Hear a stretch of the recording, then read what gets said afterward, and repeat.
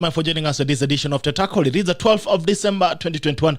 Tarehe 10 mwezi wa 12 mwaka 2021.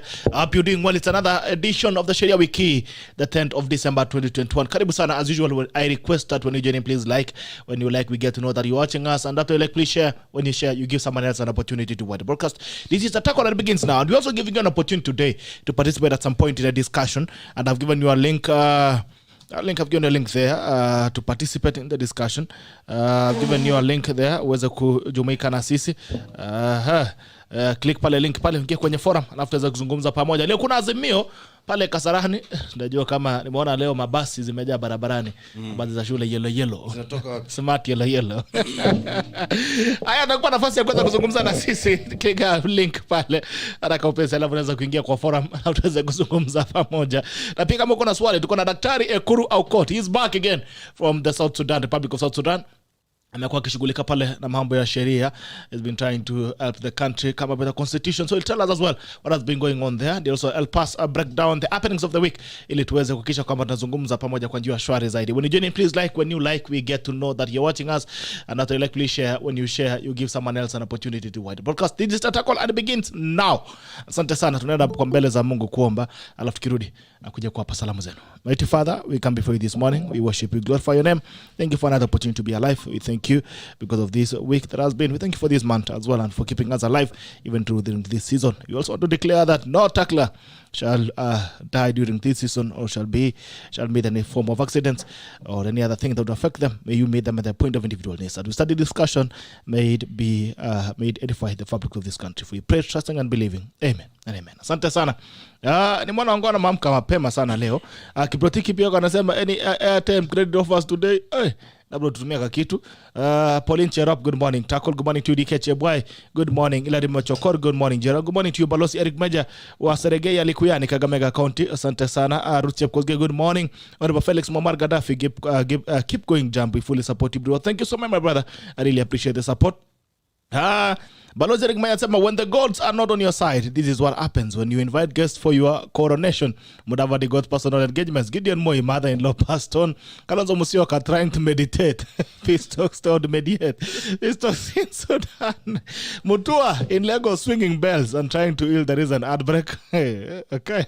Wetangula Raila is trying to destroy Fort Kenya. Don't forget that tomorrow, Governors Lee Kinyanjui, Nderitu Muriithi, Kimemia, and Nyoro, who have been helping Raila climb the mountain, will all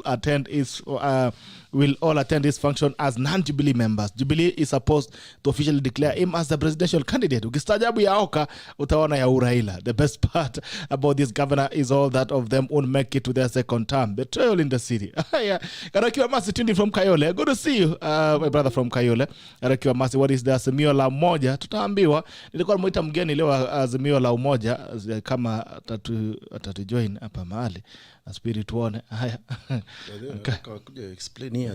Tumwambia unajua Azimio, niliona Babu Wino alisema Azimio la kuzima Ruta. Sijui kama Azimio ndilo, lakini sasa sijui mmoja ni vipi. Anatuambia nimewauliza waje waweza kuzungumza na sisi. Haya. Malakwan Kibed Mtai tuko, asante sana. Cholim Kibed Benachi, good morning GB. Good morning to you. Good to see you. Kenneth Beta, good morning in Kasarani. Kaemba Wandambusi, morning Gerald, tuned in from the great county of Trans Nzoia. Faith Faith, good to see you. Good morning. Governor Nicheria Nikolok nikiwa Kasarani, inawezekana. Ala, Governor Nikuliama lini? Dika Jeboy kuna Azimio la kuzima Ruta. Jack Jagi, support and greetings from Kampala, Uganda. Thank you so much for the guys from Kampala, Uganda. We really appreciate you. Thank you for always joining us this morning. Jasaba Richard watching live. Are you coming to Kolo Hotel and accommodation? Wacha sababu bwana tulikuambia tuite na daktari EKURU tupe atupe complimentary. Iko pala River chini. Oh, okay.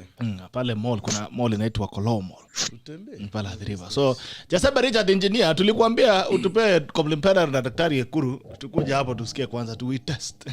Tuonje. Kama ni tamu tutatangaza ni tamu. Wangi wa boy. Good morning to class listening from Kenyatta Road, Juja. Asante sana to Kenyatta Road. Ongona umaza kupata ongona hapo. Ona abu. Aya, asante. Jamaa kwa pale. Daktari, karibu sana. Asante sana Bitok, and nice to see you again. It's been a long time. Yes, nice to be back at the Tackle. We missed you bana. Yeah, I missed the tackle too, and I missed the listeners. Unajua ukiwa kwa South Sudan matembezi mingi sana.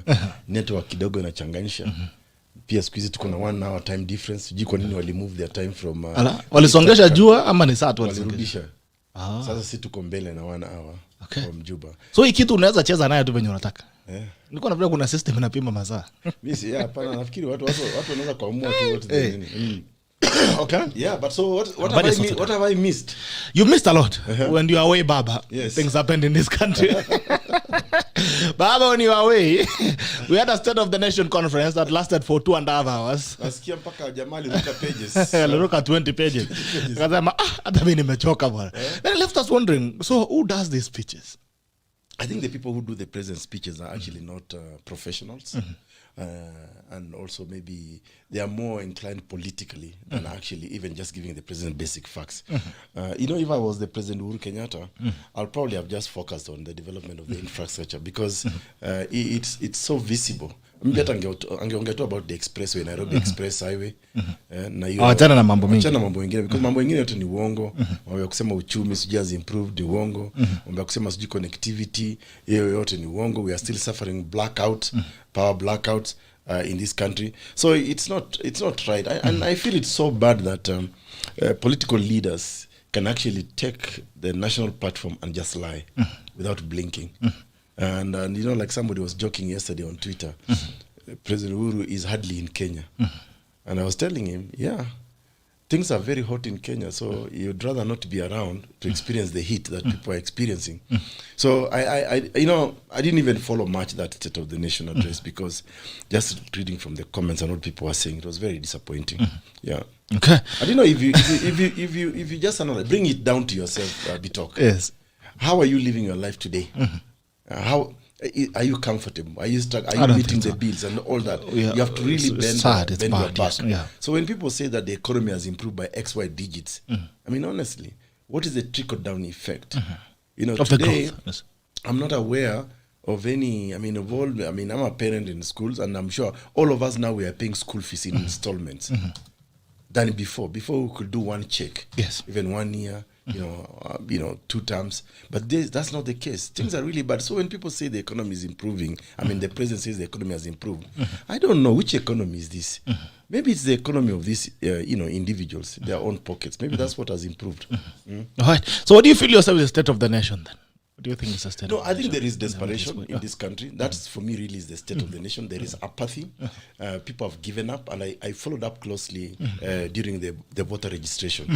And even recently, I had 2 very interesting meetings in Juba with Kenyans in Western Equatoria, Northern Bahr el Ghazal, and Juba. And Kenyans care about Kenya. They care about our country. But there is also desperation. A lot of them are saying, we don't even see the point of voting. Yes. We don't even see. So the state of the nation is that Kenya has been sold out to a few individuals who think that Kenya is theirs and nobody else can say anything. Kenya is now a land of lies, a land of manipulation, patronage. We are playing cheap politics, tribal politics. The country is deeply divided, and I know there is a huge chunk of Kenyans who are actually hunting for an alternative besides all these other people. Yes. But I'm telling Kenyans, I don't know why they want to hunt for an alternative. They could even form themselves into that alternative and just demonstrate that we are able to actually speak a different language. Yes. So one of the things that puzzles me about Kenyans, when you think about, for example, the idea of an alternative, Kenyans will tell you, oh, Bitok is a good guy, but hana pesa. And everyone is actually asking, where is EKURU AUKOT? Yeah. Where are you? Because you are the third way. Yes. You are the third way. We have 2 ways already. Where is the third way? We still are the third way. Okay, as you know, I've been trying to clean up the party from within. You know very well that some of the people who were bringing problems to our party were actually directly sponsored by the BBI team. Yes. Some of them have now scampered away. I think they have joined KANU. Some I think have joined other parties, UDA, because they were told spoil third way from within. you know, because of my leadership in the Punguza Mizigo initiative. So it became so difficult within a very short time to trust who is there to trust within the leadership of THIRDWAY Alliance Kenya. So we've been cleaning that up, and I'm very happy. We will soon be announcing for a national delegates conference where we'll install new leadership. And we will tell Kenyans, really, you know, we are here for you. We will not, let me tell you, Bitok, I am a strong believer in what I believe in. It does not matter even if I be the lonely voice in the jungle. I'll still speak the truth of what I believe in. Because I cannot be swayed in to follow these tribal narratives, these lies that we all now see. Now, it's emerging that even some of those outfits, and let me not mention which one, that for you to be able to receive this would-be presidential candidate, you must spend at least 5 million to 10 million. Yes. And even then, you are not assured whether you'll get the certificate or not. And I've been telling people who are running, do you want to take your story to the ballot? If you want to take your story to the ballot, don't be financially strained by hanging around these political outfits that actually require you to spend money that you do not even have. Come join us. Let's work together. And I'm speaking to a number of political parties who are supposed to be small political parties, but very great in ideas in terms of where this country is going. And I'm sure you can also see today they are speaking the language of Punguza Mizigo. They are borrowing a lot from our Punguza Mizigo. And to be honest, I am happy. I am happy that even though they are stealing these ideas from us, which we had actually documented, what makes me happy is that actually we've been able to influence. You know, I can see today people are talking about theft of public money. That was THIRDWAY Alliance Kenya's manifesto in 2017. You know, I can hear someone like Raila Odinga saying that people will be jailed for life. This was clearly stipulated in our manifesto in 2017, and even in the Punguza Mizigo bill. I can see the Ward Development Fund, which we proposed as an amendment to the Constitution. Now is being adopted by some people. They are calling it bottom up. Some are calling it a Ward Development Fund. Rural development. Rural development. So this for us is an influence that we have actually injected. And my message to our generation of Kenyans who actually want genuine change, please don't keep quiet. Speak out. Speak about this country. Speak about the issues that you feel in. You can mobilize from within your community, from within your estate, from within your village. Let's talk about Kenya, because at the end of the day, if Kenya goes down, it goes down with all of us. And I think it's important you demonstrate, even to these political demagogues who have been there for the longest and with nothing to show, that we are actually, there's another idea besides yours. And you can see how they are struggling even to, because Bitok, in those political rallies, and maybe this is where also I fault Kenyans generally. You know, you are struggling even to put food on your table. Your children do not have school fees. You don't have basic things like rent, power and all that. Why do you throng these rallies to be told nothing? Because what message actually comes out of this, out of these rallies today? And that's why for me, I keep on telling Kenyans, let's not give up. You know, we can still mobilize ourselves. I'm very much committed to what I started in 2016 and 2015 as THIRDWAY Alliance Kenya. We will definitely push this agenda going forward. And for us, it's not a matter of life and death. You know, it won't kill us. But what continues to kill me, Bitok, is our silence, our acquiescence, our sitting on the fence and doing nothing about Kenya. That, for me, I will not accept. I'll continue to make my contribution in my own small or big way, whichever way you choose to describe it. All right. So should we expect you on the battle ballot again? Absolutely. Absolutely. Given a third way? Absolutely. But, I mean, like I say, we are going to hold a national delegates conference. There is a constitutional obligation, a party constitutional obligation on the party leader, that so long as you are the party leader, you must lead the party into an election. So we definitely will do that. Already we can see our number of aspirants is close to 100 in both categories, MCAs, governors, MPs. So we're seeing people registering to run under our party. And I'm telling some of these people in these so-called big political party, tribal political parties like ODM and the UDA and the rest, I don't know, we cannot talk of Jubilee anymore because it's no longer there. If you really want to take your story to the ballot, come join us. We'll give you a direct ticket, and with that ticket, you will tell your story all the way to the ballot and ask people to elect you. Because of the manipulation politically, the commercialization of politics, some elections will end at party primaries. Because the owners of these parties will only want to choose perhaps the loudest, the most scrupulous character in their group, and they will weed out good, nice people who actually have got better policies, better ideas. And we are telling them, THIRDWAY Alliance Kenya is your home. Come join us. All right. Okay, you're in South Sudan, and I'm sure you're able to meet the community of Kenyans there. What do they say? What's their feeling? What's their voice? First of all, the community of Kenyans in the diaspora are very concerned about one big thing. Okay. They are being alienated. Yeah, they are being segregated in terms of participating in election. Today, if you ask IEBC Kenya, how many Kenyans in the diaspora have you registered? Despite the constitution, the highest law in the land demanding that Kenyans diaspora be registered. IEBC has not even taken any efforts. South Sudan is just here. We have an embassy. We have a very organized Kenyan population.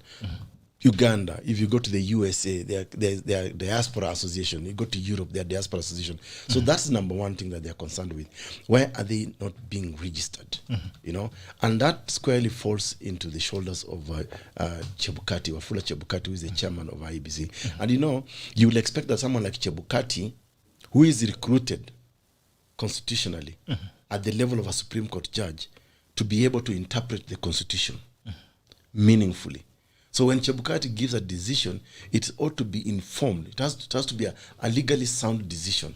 So unfortunately, Chebukati, I think, is not living up to his expectation as a chairman of the party or the commission. So that's part of one of the concerns. Number one, Kenyans are concerned about divisive politics.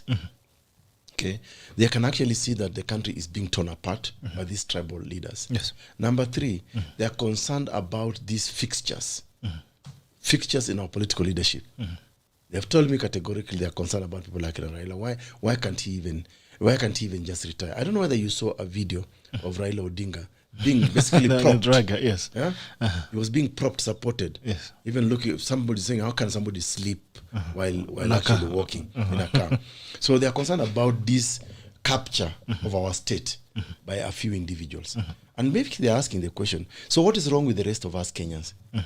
How come the rest of us Kenyans are not doing something, even mobilizing ourselves? Yes. Okay. Kenyans are also concerned about corruption, theft of public resources. And you know that the Kenya diaspora are actually putting in billions and billions of Kenya shillings to build this country. But I throw the question back to them, the challenge back to them. When did the Kenya diaspora sit together and say, we are actually going to have our candidate so-and-so?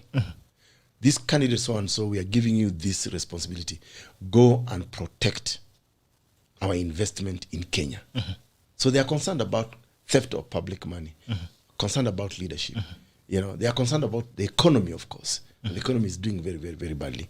They are concerned about many basic things, like, for example, the cost of our governance. Because they challenged me to bring back Punguza Mizigo. And I told them, Punguza Mizigo is there.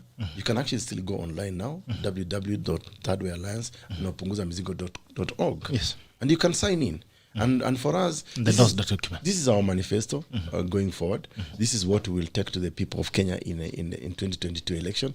We will definitely, that's our program of action for Kenya. We don't need to reinvent the wheel, come up with another manifesto, called whatever. Our manifesto is Punguza Mizigo. We will show Kenyans that if we take over government, or if we are in government, we will definitely push for the reduction of the cost of governance in this country. We'll make sure that the Auditor General reports are fully implemented. We will make sure that we cut down representation because we don't need it. We will send money to the wards. We'll increase more allocation to the counties, and we'll do all the things that we said. We said that we will definitely cut down commissions. We don't see why we must have permanent commission of 8 people, 7 people that come with a lot of cost. We'll make them part-time. Minimum of 3, maximum of 5. And they will only sit like board of directors who sit maybe 4 times a year, but with a fully fledged secretariat. So our plan for Kenya, our program for change in this country is crystal clear, and this is what we will sell to Kenyans. And all our candidates will be running on a Punguza Mizigo ticket. Okay. All right, I'm saying we have a Kenyan here. All right, Abraham Mutai, good morning. You can have your phones. Abraham Mutai, jambo. Abraham Mutai, please unmute. Jambo, habari ya asubuhi? Mzuri sana Gerald. Vipi? How are you? We're doing well. We can't complain. How are you? I'm fine. Kenya is going to dogs, Gerald. I don't know. Wapi Mungu yuko wapi kweli? The dogs have refused. They've said the country has not gone to them. They don't want it. I'm really waking up this morning. Uh-huh. And I'm seeing what is going on within our regions. Uh-huh. I was in Narok today in the morning, traveling back to work to Bomet. Uh-huh. And I can tell you the buses ambazo zinaelekea Nairobi saa hizi utashangaa ni zile buses za shule. And there was a directive by the Ministry of Education some months ago, or was it last year, that zile mapasi za shule hazifai zitumike kwa siasa. So what are we seeing now? Zile mapasi ambazo zinatumika saa hizi kwanza zikielekea azimio sijui za nini Na umoja. And they are the same people. They are the same people ambao wanasema ya kwamba wanafuata sheria, wanataka umoja ya wananchi, lakini sheria sasa zile ambazo zimetolewa na Ministry of Education asifuatwe. Unaona? So tunaelekea wapi tukiwa Kenya? I want to thank AUKOT Gerald. Is one man ambao amesimama kwa muda mrefu sana. Okay. And I've been really following the zile siasa za AUKOT. And maybe AUKOT, if you're standing for president this time around, you have my vote. Thank you so much, boss. You have my vote. Nashukuru. And I'm really praying for this country of Kenya of ours. My friend, tunaelekea mahali papaya. Because surely, as today, wakati watakapoenda pale kiwanja Kasarani, the people who are driving this Azimio la Umoja are the 10 billionaires ambazo ziko kwa Kenya hii, against the 40 millions of Kenyans. So unaona, how are we sure ya kwamba Raila akishaingia kiti tutakuwa wapi? Wale 40 billions wengine tutakuwa wapi? Because those people who will be calling the shots in the government will be the 10 billionaires only, who are only after their own personal interests. And Gerald, looking back at the Raila politics, from NAC in 2002, NAC ilikuja ikafunjika. 2007 the Orange Democratic movement ambazo zilikuwa watu walisambaratika, kuja code, and then NASA. How we sure ya kwamba hii azimio la umoja itakaa kwa muda gani? So it's just fallacy. Atuone mahali ambapo tunaelekea, na tunaomba tu Mungu atusaidie wa Kenya. Tunaomba tu Mungu na tunasema Mungu shuka, tusaidie na asitumane akuje mwenyewe. Yes, ashuke. Asante. Surely this rate, ukisikia watu wameshikana, ukisikia security wako hapa, mpaka the CSS, those people who are not even supposed to be engaging in politics. Wako pale, and they are assuring us that the elections will be free and fair. And those people who are ambao wanashikilia security ya Kenya wako ndani ya hiyo azimio. Sasa tunaelekea wapi kweli? Are we sure that this country will be there baada ya 2022 general elections? I'm not sure. Okay. Asante sana. Thank you so much. Back to you, Daktari. Yeah. I think there's some other guys who have joined in. We'll give them an opportunity. So Sheria is raising very fundamental questions. One is raising the question of impunity. That despite a government directive that school buses should not be used for political activities, but the political drivers, the people who say they want to lead this country, have ignored that, and they don't really care what Kenyans think. You know, number two is also raised a very important point about the influence. And unfairly influencing the outcome of an election. When as public servants actually participate in the election, then that's an indirect influence, actually direct influence, because at this time they're actually campaigning, participating in a political activity when they should be serving the people of Kenya. You've seen now CSS, PSS, they don't work anymore. They don't work for Kenya. They are now working for political parties. And thirdly, is raised a fundamental question that IEBC is actually sleeping on its mandate and its job. Of regulating and managing election. Chebukati has been blowing hot and cold at the same time. He's issued some silly letter saying that people should not campaign. Okay? But what is happening today? What has been happening every day, all of this week, all of last month, for the last 4 years? There are people who started campaigning immediately 2018. Up to now. So Chebukati is failing Kenyans in protecting the constitution. The constitution mandates every Kenyan, and especially people who are duty holders, like Chebukati and IBC and the rest, to actually uphold the constitution. He has failed to do that, you know. And of course, lastly, is this really the priority for Kenyans right now? We are in the middle of a pandemic. There is even now, Europe, I'm watching news, Europe is almost going into a closed down, in another lockdown because of this new Omicron variant. We are not discussing it in Kenya. You know, we are not talking about mass vaccination. There's just too much impunity in this country. And I think I want to advise my brother Sheria, don't give up on Kenya. Yeah, don't give up. The same way you say that you like my stand, my politics, I think that's just because I've never given up on this country. I'll continue to make my contribution in whatever way I can. And I think Sheria, you can join me, join others as well. And believe me, don't underestimate the power of smallness. We can actually do something. You can move. All right. So talking about, all right, stay in there, Abraham. And also thank you guys who have also joining in. We are giving you an opportunity as well to be part of this conversation. You can click on the link. You can click on the link that we have in the comment section. Then you can be able to have the discussion together. Now, we're all talking about the Azimi Conference that's happening today. And do you think there's anything different? Is there news that you're going to there's absolutely nothing new. And I think Abraham captured it very well without necessarily repeating what he has said. First of all, we were not told what happened to NASA. Yeah, the same principles of NASA, because they realized that NASA is a stale, stinky ship. You can't even sell it to anyone. So they decided to jipaka rangi mpya, wakajiita nini? Oka on the one hand, and then Azimio la Umoja. And you can see all of them. These are people who have no idea. They have no direction. They have no strategic direction for this country. They do not have any stewardship. So for them, it's about changing. It's like you. Tomorrow you will wear a different cloth. Yes. Does it change the fact that you're Bitok? No, it doesn't. You know, it doesn't change. Today I can wear new glasses or a new hat. I mean, it doesn't change the fact that I'm EKURU AUKOT. So Kenya should just look at that. If the person who is wearing different clothes is not giving you any substance, so he can change he can have as many wardrobes as he wants, you know, but it's still the same thing. So there's absolutely nothing new. And like I keep on saying, and I've said it many times in your show here, Bitok, that expect nothing from Azimio la Umoja. It is just the perpetuation of tribal politics, divisive politics. You know, it will just be a perpetuation of an insensitive government of the day. The truth be told, yeah, and you can prove me wrong.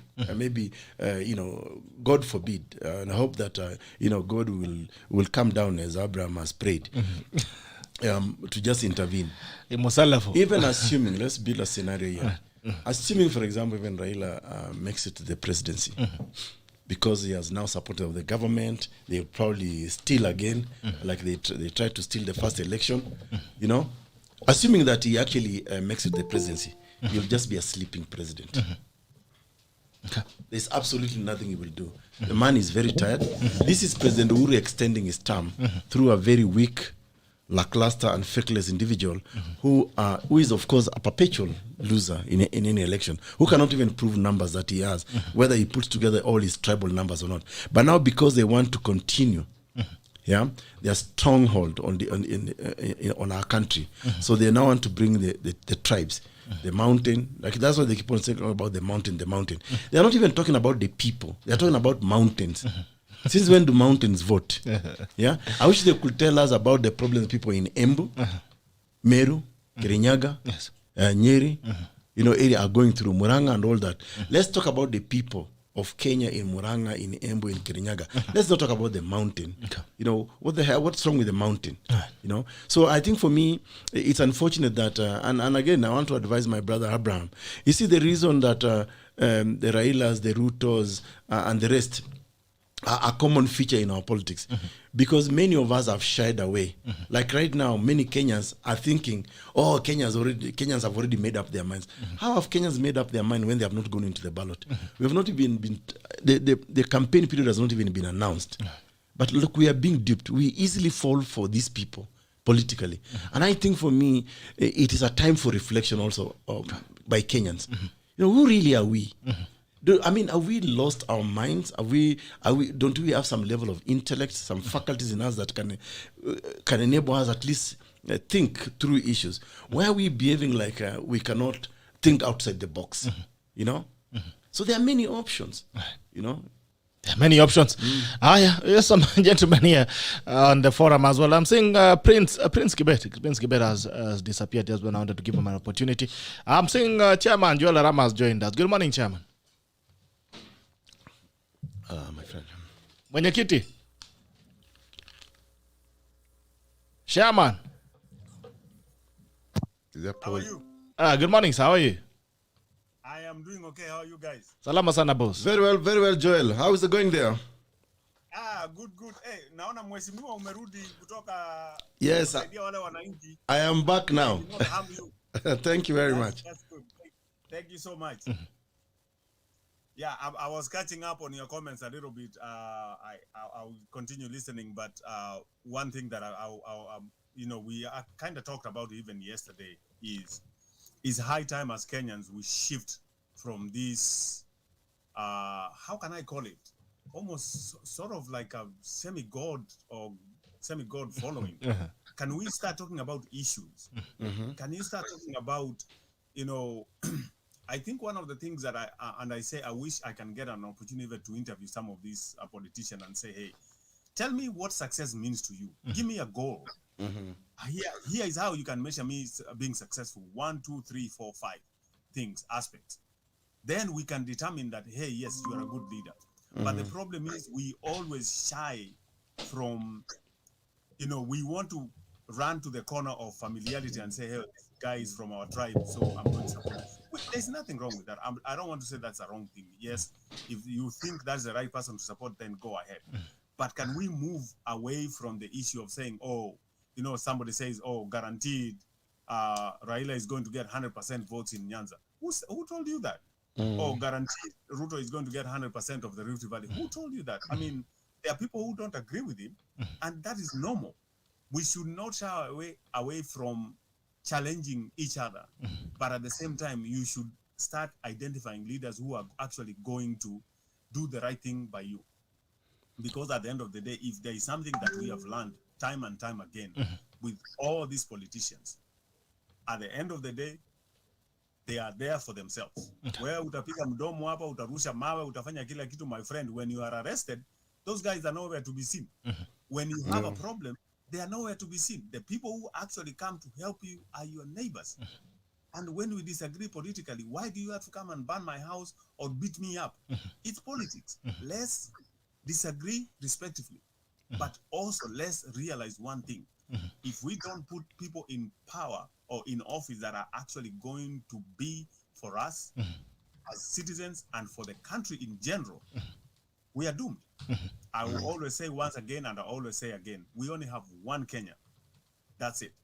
But Arama, I like your comment on one thing that bothers me. Yes. I don't know whether you came across a clip of the CS Matiangi speaking to his fellow Kisii people about what do you make of that? So, two things.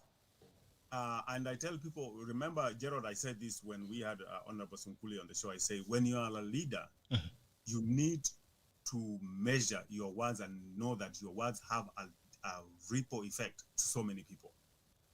So when you are speaking, and especially when you're speaking from a level of authority, what you say to the people really matters. One of the things that I took exception in that clip was saying that, hey, I do what the president says. To some extent, yes, you can do that, but it should be added within legal bounds. Because if the president tells you to go and shoot somebody or kill someone, are you going to do it? No, you cannot, because that's beyond legal spectrum. And the other thing for me is, if the Constitution, and correct me if I'm wrong, it says that cabinet secretaries are not supposed to be involved in political matters, campaigning or so to speak, commenting on politics. Then can we observe that? Because then we are actually setting the wrong precedents for everybody else. Because now you are here doing that. And then let me tie it down to the same thing. We have seen the phenomenon of students banning schools all over. Now, I have some other theories. Maybe everybody has a different perspective. But ask yourself one question: when you see a political leader who goes causing problems, fights, They don't get arrested. They don't get to court. We talked about yesterday one of the governors who has been accused for murder. The case has been dragging on for almost 4 years now. But then you are setting an example to these people saying that, hey, you can do whatever you want. So long as you are within my party, then the whole thing is going to be quashed. We are setting law. If we cannot obey the law as leaders, the leaders cannot obey and respect the law, how do you expect the common citizen to do that? Yeah, and exactly, and what is most shocking, Arama, is that this is the Minister for Interior, the man who is in charge of our protection, man who must ensure that there must be justice. He is now inciting his tribesmen, against a supposedly deputy president that he is serving. So I wonder myself, when these guys meet in cabinet, assuming there is even a cabinet in Kenya anymore, what exactly do they discuss, if at all? Yeah, my brother, me, I'm telling you, and these are the reasons why I always worry about our country, because I have gone through the so-called political or tribal clashes, and it's not a good memory for anyone. I have friends who have been traumatized even up to today. They don't want to hear some of the places we grew up. They don't want even to see it because they were really, really traumatized. I was lucky. My family was lucky because we got out before things became very bad. And it's because we had good relationship with our neighbors, and they're like, hey, guys, it's going to get worse. You need to get out now. And we got out. But at the same time, to me, that is a fear, because there are people who lost and they have never recovered up to today. Why do we want to go back to the same? Can we even learn from our neighbors? Look at Ethiopia right now. Look at Ethiopia right now. These people are killing each other left and right. For what? You really can't tell. Look at Sudan. I mean, is that where we want to go? Really? No. But you see, Arama, one of the things that we need to challenge Kenyans on, the more we perpetuate some of these individuals, make them like some demigods, some small gods in our country, the more we're actually risking the unity of all of us Kenyans. Because once they build this sycophantic following that will rest at nothing, then they can even burn down the country, actually burning their own country, thinking that they're actually burning it on behalf of this particular individual. So I think one of the challenge for Kenyans going forward is, can we at least, change can come in many ways. Even a change of this name, these faces, just getting them off the picture could be one fundamental change in this country. Look at the way Madagascar went. When Madagascar was faced with the problem of Ravalo Mananas and the rest, the families that had captured the state, they came up with a decision and decided that we do not want any of you families to participate in this election, and they elected a disc jockey to be president. And somehow Madagascar changed. Just by that flip alone, that it's possible. In a country such as ours, with 50 million plus people, probably over 20 plus million people who are educated and with the knowledge, know-how, surely you want to tell me this country is only about Ruto, Uhuru, Raila, and those others? Why can't it be Bitoko, EKURU, AUKOT, Joel Arama, and others? I mean, and we are capable. Because one of the things that I believe in, EKURU and Gerald, is I want my aspirations and dreams is to see Gerald decides today to go to the coastal region. He has been staying there for years and he has established his roots there. He says, I'm going to run for an office here. And the people at the coast should not look at him and say, hey, where Rudy Rift Valley went out after kura yako. Yes, what can you do for us? Let me listen to what you can do for us. It doesn't matter. Someone from the coast can go to Nyanza and run for office there. And people elect him based on his policies and what he has proposed to do for the people. If we can get to that level, we will be a far much better country. But as long as we continue with this perpetuating that, hey, kura yangu inaenda hapa, because look at the end of the day, Gerald, you posted, you commented on a picture that Ambassador posted today or sometime yesterday for you, for me still today. The ambulance in Nandi tapping water. He was like, you made a joke about it, but you were funny to me. But I say, this is the reality. Yeah. An ambulance that's supposed to be carrying patient is full of drums for water, and maybe this water is being taken to somebody. Can you imagine? Yeah, remember the issue of when there was an attack in Garissa with the Garissa University when they were attacked a few years ago. And then when they were asked where was the chopper that was supposed to take people, it was ferrying somebody's girlfriend or wife to the coast for a vacation. I'm like, come on, guys, are you serious? Yeah. What is this? That is the country we've built, unfortunately. Yeah. All right, let me read out the comments that we have here. Mwangi Wawaboy, good morning, Taklas, listening from Juja Road. Felix Mangira Mutai, good morning, Bitok, following live from Perth, Australia. Amos Bugua tuned in from the city of Nakuru. Nakuru, by the way, while you were away, Baba, Nakuru became a city. Yes, I saw that. Collins Kipen, good morning, GB. Say hi to Doc and Madam, tuned in from Kericho. Desperately watching from the way from Bomet County. Desmond Chip Kwany. Robert Sogon, good morning, GB, following. Faith Williams Shicks, tuned in. If EKURU was serious, they would liberate the Rift region in a great way. Shazi Jebs, good morning. Mwebe Nikoloked. Omar Hussein, Wabi Dida. Dida alianda hapi mwalimu Dida. Jantamtafta. Sebastian Gibbon, good morning. Mweshimwe GB. Pass my greetings to your guest. Kaimukulis, my president. Abi Idrisi, good morning. GB following from Eldoret. David Kanda, Dr. EKURU is the only sober man who has what it takes to be the best president if he's given a chance to lead this country. I have a dream one day, Doctor will be our top CEO. Okay. David Kama, good morning. GB. Ndungu, Wanaina, the constitutionalism, rule of law, and strong democratic institution, not individuals, represents the Kenya's best off for building peaceful, prosperous society. Strengthening and making the rule of law reality for all is urgent and key. Countries' problems stems from the failure to enforce principle of supremacy of a government of laws, not of men. This age of accountability. This is the age of accountability. David Canadell, Daktari EKURU AUKOT, that we do not have a box, leave alone thinking outside the box. That is not there. The problem in Kenya is not the politicians, but the electorate who vote in these shenanigans. Okay. Moja says following Ken Rotich, watching from University of Kabianga.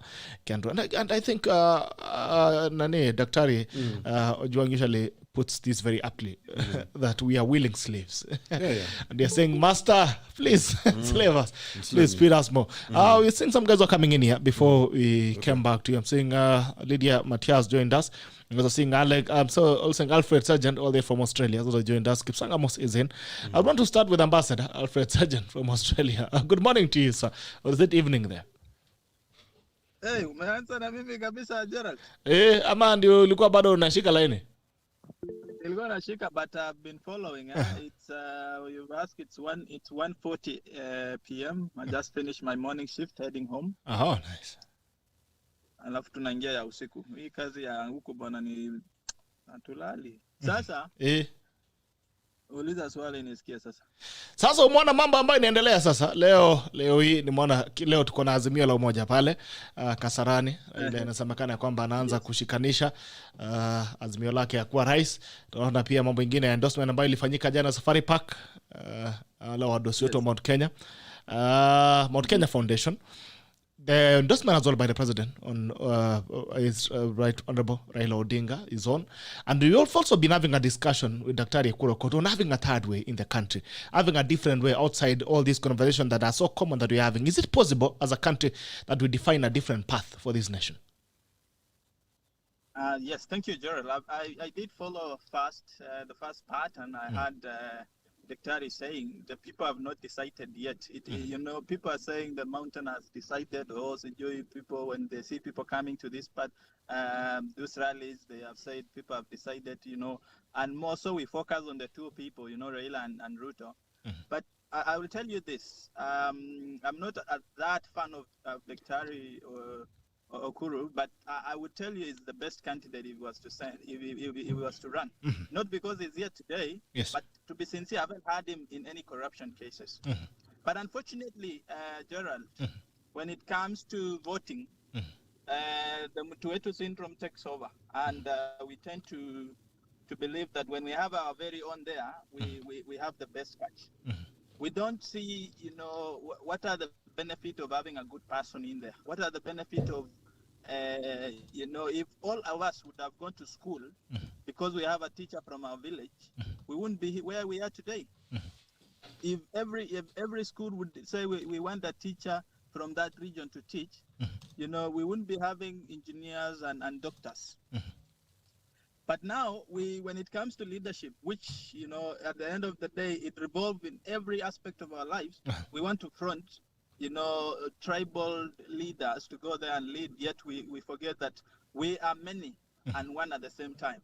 You know, Kenya is a country of many tribes, but at the same time, we are one country. We are one in constitution.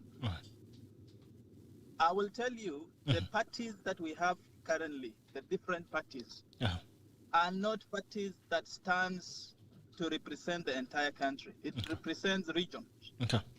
And those are not parties of democracy. Those are parties of tribalism. Because we have to front our very own so that we get an opportunity to be in government. But if today we will say, you know, you mentioned Walimudida. If we will say today, Walimudida is from a very region whereby many people don't come up. But if Dida got the best manifesto, if Dida got the best intent for us all, why don't we vote him? It has not revolved between two communities or two regions or a few people with majority. Yet maybe these people with majority don't have content and good intent for the people. So I would still say, as a community of Kenya, we can still do away with the big fishes and vote people with good intent for our people, for us, for the community. And I always say, start from yourself. You know, what do you want for the person that is coming in? And let us not, we should stop this generalization that says, Alfred is sponsoring so because the enemy of this community. Start from you. What are you getting from that person? Let us not fish out people because of what you want that person to fit in, because you fit in there. Tell us what your person is coming to do. Tell us what you want that person to come and do. But we should not support anyone because he's coming from your region, you went to school with, you know, he's a friend of you. No, friendship and leadership doesn't go well. And if you are fronting your person, front with good words. You know, nowadays, Gerald, before I finish, people wanatumia matusi. If you don't support their candidate, wanaanza kukutusi. If you cannot support your person in a good way, matusi ni anyway. Matusi inakusaidia nini? And ya mwisho, tuseme mara ya mwisho ni kwamba Kenyans have the authority, Kenyans has the majority, Kenyans have the last call when it comes to this. And as people, as the citizens, we have the biggest decision-making power when it comes to this. And we can decide who we want to vote, not because of where we come from, but what we want for our country. All right. Thank you so much, Ambassador. Lydia, Matia, good morning. Lydia, good morning. Hi, Gerald. I'm so sorry. It's been quite a morning. You need to be fined. How are you doing? Salama sana, lakini inabidi upigwe fine. Actually, nitalipa. I will pay the fine. I deserve it. Aya, tuambie, salimia wananchi. Habari ya watu wote. I'm so glad to be here, and it's actually interesting to be on this one, on this platform. I'm seeing a lot of faces as opposed to just seeing AUKOT there for studio. So at least I appreciate hapa na feel kama niko na company mingi. You're feeling warm. You're saddled, saddled. I feel like I'm in good company. Haya, nimeona mko na Azimio leo. Sisi ni kina nani? Mnani au ni kina nani? Kwa nini unajitoa? Why are you running away bwana from comrades? Na tunafanya kazi tukiwa very neutral. Okay. Na we don't pick sides. Hata unaona president wetu ako Tanzania. Anafanya state visit na Madam Suluhu. So that is where we are today. All right. Our minds and our hearts are in Tanzania. And we are watching the event. Everyone is running away. Even Mudavadi, his art is not here today. Tangula. Sasa Lydia Matia pia roho yake haiko hapa, iko Tanzania. Haya. Lawyer Matia iko hapa. The state is in Tanzania bana. Sisi tuko Tanzania. But I saw your organization, Daughters of the Mountain, yesterday were paying a visit to Mama Ida Odinga, and they were saying they're ready for Kasarani, unless you stop being the founder of Daughters of the Mountain. So Daughters of the Mountain, most of the network is solidly behind Baba. Okay. And this is because, as Daughters of the Mountain, our leader is the President Uhuru Kenyatta, and there are all kinds of indications that he's the Preferred candidate. Lawyer yake. Lawyer hulu. Sasa sisi lazima tutii, tunafuata vile anasema. Okay. But in the Daughters of Kenya, the larger network, which is comprised of the other chapters of Daughters of the Valley, Daughters of Maa, Daughters of the Coast, Daughters of Mulembe. Okay. It's a little bit more complicated because you find that Daughters of Mulembe have some kind of allegiance. Some of them have an allegiance towards Mudavadi, for example. Okay. Then you have some, like for instance, in the Coast, who have an allegiance towards Oka. And those kinds of complications. So in Daughters of Kenya, I think the ones who we can say completely are in Azimi are the Daughters of the Lake, okay, who are completely behind Baba's candidature, and a lot of them are going to be at Kasarani today. We've sent them there. We've got about 100 of them appearing at the event in Kasarani. We've got some Daughters of Ma appearing there, also a few Daughters of Mulembe, Daughters of the Coast. So when it comes to Daughters of Kenya, it's a little bit nuanced because we also don't want to lose people by telling them, no, you have to support Baba, otherwise you're not part of this network. We don't want to say goodbye to anybody on that basis. Yeah, so Can I chip in? that is how we are allowing the platform to remain flexible. Lydia. Yes. I think let's not mislead Kenyans. What you are calling Daughters of the Mountain, Daughters of the Lake are just tribal mobilization. Because if you truly wanted to help Kenya change, you will stick with Daughters of Kenya, and then let's stick to the issues that are really Kenyan. Because you will find that Daughters of the Mountain, Daughters of the Lakes will be everywhere in this country. And I think we can sugarcoat it, but this is just tribal mobilization. Because why is it that today Daughters of the Lake will all be thronging to Kasarani by majority? I mean, Daughters of the Mountain will be thronging also to Kasarani because your leader, Uhuru Kenyatta, who you follow as a preferred Raila. So the tribal mobilization is one of the things that is actually killing this country. And I wish that we could actually focus on ideas. And by the way, explain to us, maybe to the listeners, what is this concept about the mountain? Okay, so here is the thing, yeah? Daughters of the Mountain, let me explain something. We are organizing ourselves in a context. And the context is Kenya as it is now. It is not Kenya as it should be. So we are victims of how our politics is organized, right? If we try to engage in politics without acknowledging the structural, the way the tribes have structured themselves, we will find our girls out of sync. And then we will not have the spaces that they're looking for. We will not be able to have their voices heard. So we would perfectly be okay, Mheshimiwa, to organize around ideology and to organize without necessarily having to reflect the regional structure that we have. But we do not have a choice because that is how our politics is.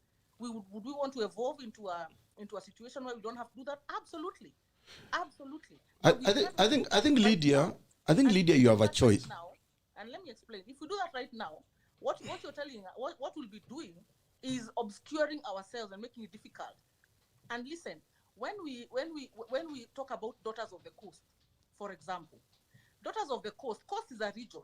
Coast is a geographical location, and we tried very much to keep our network named around the geographical features.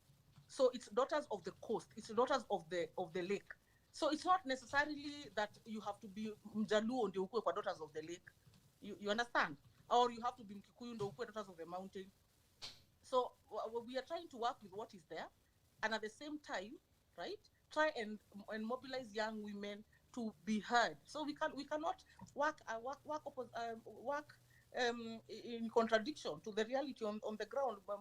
Na nyinyi ndo mlikuwa mbele yetu. You're the people who organize our politics this way. You are the generation ahead of us. So can I have a rejoinder?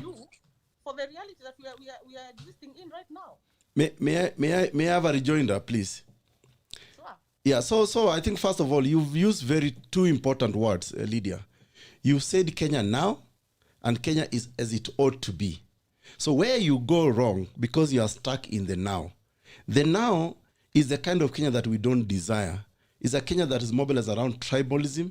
Is a Kenya that's organized around personalities. Is a Kenya that's organized around the regional context, which is really, it's about our interest, which is why you are coming with names like the mountain, the coast, the lakes, the Ma.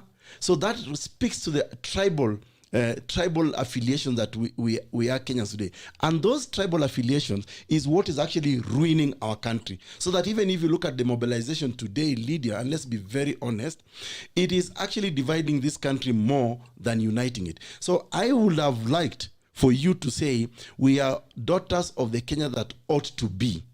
And you use those two words. And I think for me, this is where, in my view, you should be championing. Because at the end of, let me tell you, I'll give you my own personal example. My wife is from Nyeri. We have two beautiful daughters. I look at the struggles that I go through today, me as EKURU AUKOT, and you, Lydia, and Bitok, and the rest. It's not looking good for us. Yet we are adults, we are struggling with all these things, we are being labeled. People look at EKURU and say, hey, Turukana nataka kuwa raisi, we are underpata pikura. But it's not okay to say Kikuyu or Jaluo. But I say, okay, fine, I can fight these wars now. But I think about my little daughters and your daughters and Bitok's children, and I say, okay, what kind of Kenya do we actually want to give to them? And that's why for me, I will encourage you to pursue the Kenya that we ought to be, not the Kenya now. Because the Kenya now has so many negativities, you know, so many impurities that I don't think we want to perpetuate that narrative. I would rather we even break away from this monopolization of our politics around personalities and around regions and around tribes, and let us say we are Kenyans. And what kind of Kenya do we want? I totally hear you, and I totally hear you, and I agree. Daughters of Kenya, yeah, as daughters of Kenya, we are organizing young women to have their voices heard, because I think you've noticed that there's a generational problem with the women movement. Yeah, the younger women are a little bit, feeling a bit disconnected with the older generation. And so because if you don't mobilize the younger women, even the older women will not have a chance, because only 9% of Kenya's population is above the age of 50. So first of all, let's start with the fact that we are mobilizing young women, right? But now, to be able to navigate the politics of now, yeah, we have to look beneath daughters of Kenya and see, how do we get daughters of Maa? Yeah, the ones who are from that area, how do we get them to be able to work with the senior women who are around that place? How do we get them to get the support that they require on the ground? And you find that to do that, you have to sort of lay credence or sort of pay homage to the way the politics is organized right now. If we don't call ourselves the chapter that is from the mountain, daughters of the mountain, then you find that we don't have a chance to have a conversation with the Mount Kenya Foundation, for example.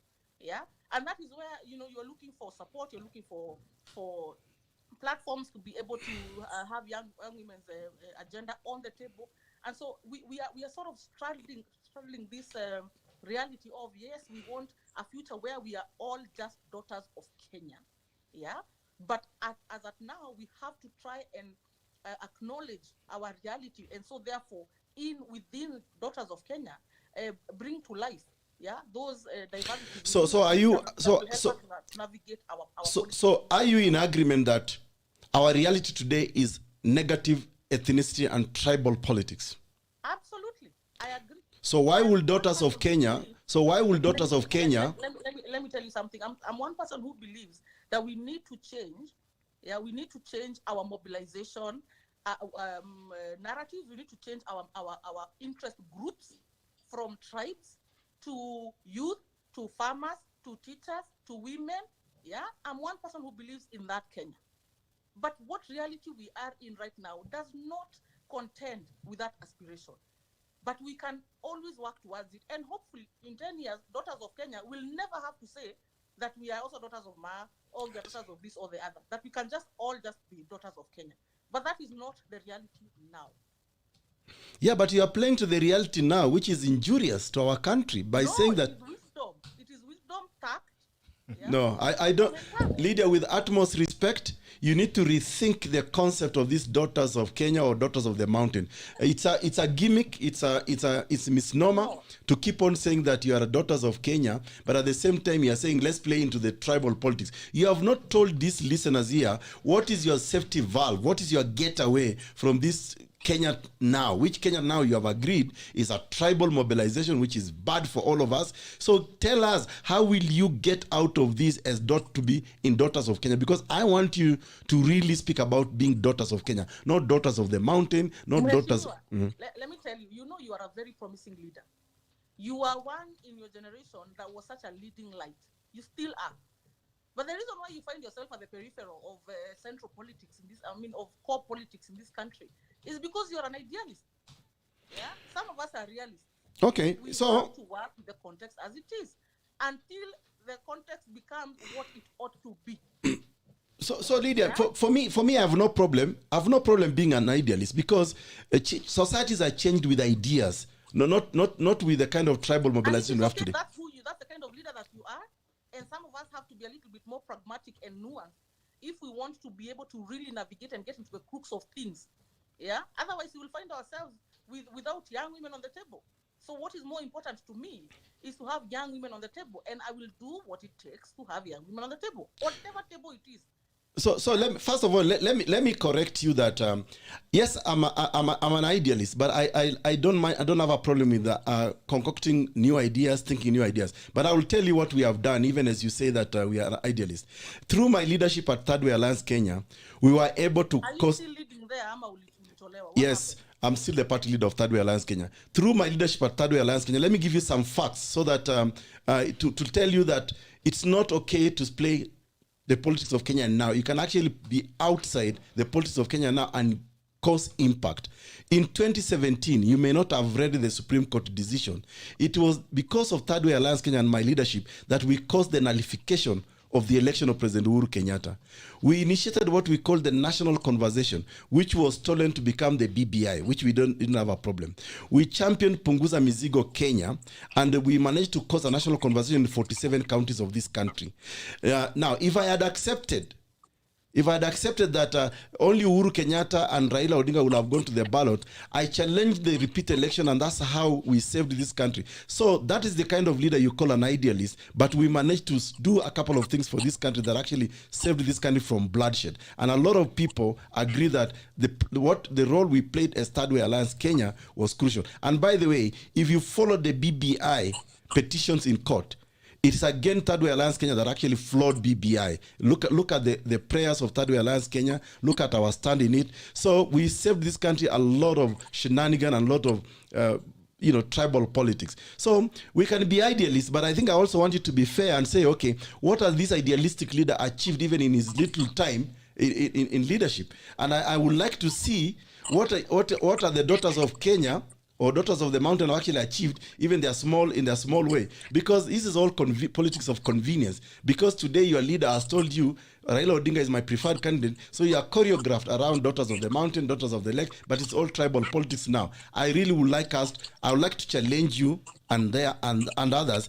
Let's actually move forward. Because today, Lydia, if the young women of Kenya, together with the youth of this country, ganged up together, they can actually take over this country. They don't have to perpetuate. And this is maybe something I should let you. I've been in the youth movement for more than a decade. Yet you remain to be a decoration in political rallies. Let me explain to you. Whatever actions I do today are informed by my experience over the years. And I can tell you, for example, since the movement of Kinakepta Obati and Kinasipu and Nyamwamu and the movement that was, you remember the National Youth Convention. I remember that. I know you were there. Mm-hmm. I am born of that movement. I am a child of that movement. Yeah. But what reality are we dealing with right now? You find that young people are not able even to coalesce on around one agenda. Why?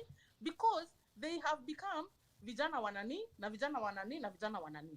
And let me tell you, for the last 5 years, it has been so difficult to even just have young people come together and take the kind of action you're talking about. And so we have to start from the back, sort of from the back. and then come slowly to organize around the ideology you're talking about. So I'm not speaking. I'm not doing this shallowly the way you're saying that we just figured there's a presidential candidate, there's a campaign coming, and then gobbled up some movement. No. We have a lot of experience. So I will tell. In this generation. So I will tell you. So I will tell you why the youth have not been able to galvanize themselves and to organize themselves properly, including yourself, because you've been there for a decade, but there is very little to show for it, other than, for example, to dance around these old politicians. That's exactly your contribution now, and you're perpetuating this scenario which we are all trying to run away from. The reason you have not been able, to change. You can accuse me of it. No. Let's have a conversation, Lydia. All right, guys. Order in the house. That is the reality. Lydia, let's have a conversation. Okay. Lydia, let's have a conversation. I'm listening. What I'm saying, let me explain to you, Lydia. I appreciate the fact that you've been in the youth movement for all these years. I appreciate that you are now going back to the drawing board. But let me explain something to you, and I want you to respond very honestly. The reason the youth in this country have never been able to be the change makers they ought to be is because we've been perpetuating old ideas of old individuals who want you to remain in that position forever so that they can continue to manipulate you. And that is why we have the concept of handouts. Look at the political rallies today. It is the jobless youth that populate them. It's not the old. And the people in government who have been there in government in, government out, have never really come up with policies that, for example, ensure that the youth of this country have jobs, have opportunities so that they can be able to think independently. So they create a desperate populace. And that desperate populace is summoned. I'll give you an example from my own political party. I founded THIRDWAY Alliance Kenya. But when I stood my ground against BBI and promoted Punguza Mizigo, what do the political demagogues do? They approached youth in my party who are desperate, had no jobs, jobless. They gave them some little money, as little as 50,000 to share among us, about 10 of them. And I have evidence of that from Paul Mwangi of ODM, paying guys in my party. They were taking advantage of a desperate youth that do not have jobs. And for me, what I'm saying to you is this. We even now to think about the revolution way. I had the opportunity to visit Tunisia and Egypt during the Arab Spring to participate in their constitution-making process. And what I found out is that it is the youth, the young people in those countries that actually sparked that revolution. I'm sure you'll remember the story of Mohamed Bouazizi. The guy who decided to light himself up, and that's what sparked the revolution in Tunisia. And then the corporate world came in, the professional like you and me came in, and we decided for us to be able to survive professionally, to be able to practice our trade, we need a changed government. We don't need perpetuation of the usual, because that will not happen. So once you youthful people decide we have to gang up, this is about our future, our own future, that of our children, I think, Lydia, that's when we will have real change. Real change will not come when we dance around the same people who have caused us the problem we are in today. I agree, I totally agree, but you've mentioned something very unique, very interesting there, which is at the heart of what the problem is. You've talked about the fact that the young people in your party, you're trying to lead and work with them, were approached, and because they were in need of economic empowerment, they betrayed the mission, on which all of you were on together. So here's the thing: our generation is so disempowered, Mheshimiwa, that it is so difficult, to keep them together, because tomorrow morning someone just comes, picks a section of them, puts them on a payroll, and they betray whatever mission there is. So there is also that huge task of ensuring that we actually put money in the pockets of our generation, and that is the only way we can be able to have to go to the next level of the Maslow hierarchy of needs. Because right now ukiambia kijana ati let's mobilize around our own interest, anakwambia boss, mimi hata sitakula, sina kazi, bibi ako nyumbani, ako pregnant, sina rent. They are encumbered with the issues of now. And that is why it has been so difficult for this particular generation to organize. So you see, Lydia, I sympathize with that situation, and that's why for me, my advice will be this: The ideal thing to do is not to continue to perpetuate that situation where you will come and say, oh, bibi yangu ako sijui mimba sijui nataka kitu saizi. Hiyo ni handouts. Handouts have never built anyone. So what we should be focusing on, Lydia, and we need to work now in partnership, is how do we ensure we have got a responsive government in place with sound policies, people who live up to the promises of their campaign. If, for example, you take Jubilee, the Jubilee government of Uhuru Kenyatta, who is now supporting Raila Odinga, how many lies did Jubilee tell us from 2013, including lying to our own children that will give you a laptop, will create 3 million jobs, we will do stadiums for this. Now, one hand, the leader of that administration that lied to Kenyans is now telling us, now this is the man to support. The other deputy, who also lied together with this other one, is now telling us, oh, wheelbarrow is what you need. So I think for me, if we can now gang up our generation and say, I know these things are painful, but change is not easy. Nothing comes easy. If there is no pain, there is no gain, Lydia. So we need to bite the bullet and say, okay, wacha nilale njaa leo, lakini kesho tukichange situation, na situation ikuwe mzuri, afadhali ndio tutaishi for. So we need to look for sustainability, Lydia. Sio mambo ya saa hizi. Let me tell you, and some of us, we believe in fighting from within. Let me when we were joining the National Alliance, for example, with Kina Sakaja, and putting a dynamic dual, a younger set of leaders in power. Our belief was that we were doing that to make sure that our generation has the opportunities that they deserve. But the challenge, of course, ended up being more monumental than they thought. And let me just correct you on the issue of this government and young people and young people's interest. I think the administration has tried very much so, because if you look at the kind of effort that they have put, the investment that has been put in to put young people in a position of empowerment, there's quite a lot. In terms of participation, there is the National Youth Council. I am sure you remember the movement around the National Youth Council. Yeah, it was operationalized. It has a fully fledged secretariat. I think they're now planning for the second election. Yeah, that is in terms of participation. In terms of economic empowerment, I think you've seen an upscaling of the investments that have been there. Fine, some of the policies have not worked, but it doesn't mean that they have not been there. If you talk about the AUKOT, for instance, which was supposed to deliver about 200 billion shillings in the hands of young people, women, and youth, the policy is there. And Sakaja sponsored a bill that actually entrenched it in the procurement act. So the fact that we have people in the administration who are not very effective in executing the policy as it was meant to be executed doesn't mean that the intention was not there, the policy is not there. People don't need intentions, people want results. The online work program, yeah, the Ajira digital program, right now employing more than 1 million young people working online. And this has been through the concerted effort. Pole too, you train, you deploy only, you train, you deploy, you connect, you empower. And now we have over 1 million young people working online. Look at the work that is being done on the border right now. Mobilizing them, training them, putting them in circles and all that. The NYS program, much as it had issues, it was a very strong program for resocialization and putting young people in a position to control their own destiny. So there has been great effort by this administration to do youth empowerment. So I wouldn't say that that this government has failed in any way. And even if you talk about the laptops project, let me tell you, there was a lot of complaints when the government started implementing the laptops project. Why? Because they were saying, why are you giving children laptops in schools where they don't have, classroom, they don't have what, they don't have. So the program was curated. Yeah, it was curated to become the digital learning program where now you have computers accessible to the whole school. Yeah. So I don't think I agree with you in terms of no. So Lydia, first of all, there are things you have said there that are wrong and you're misleading Kenyans.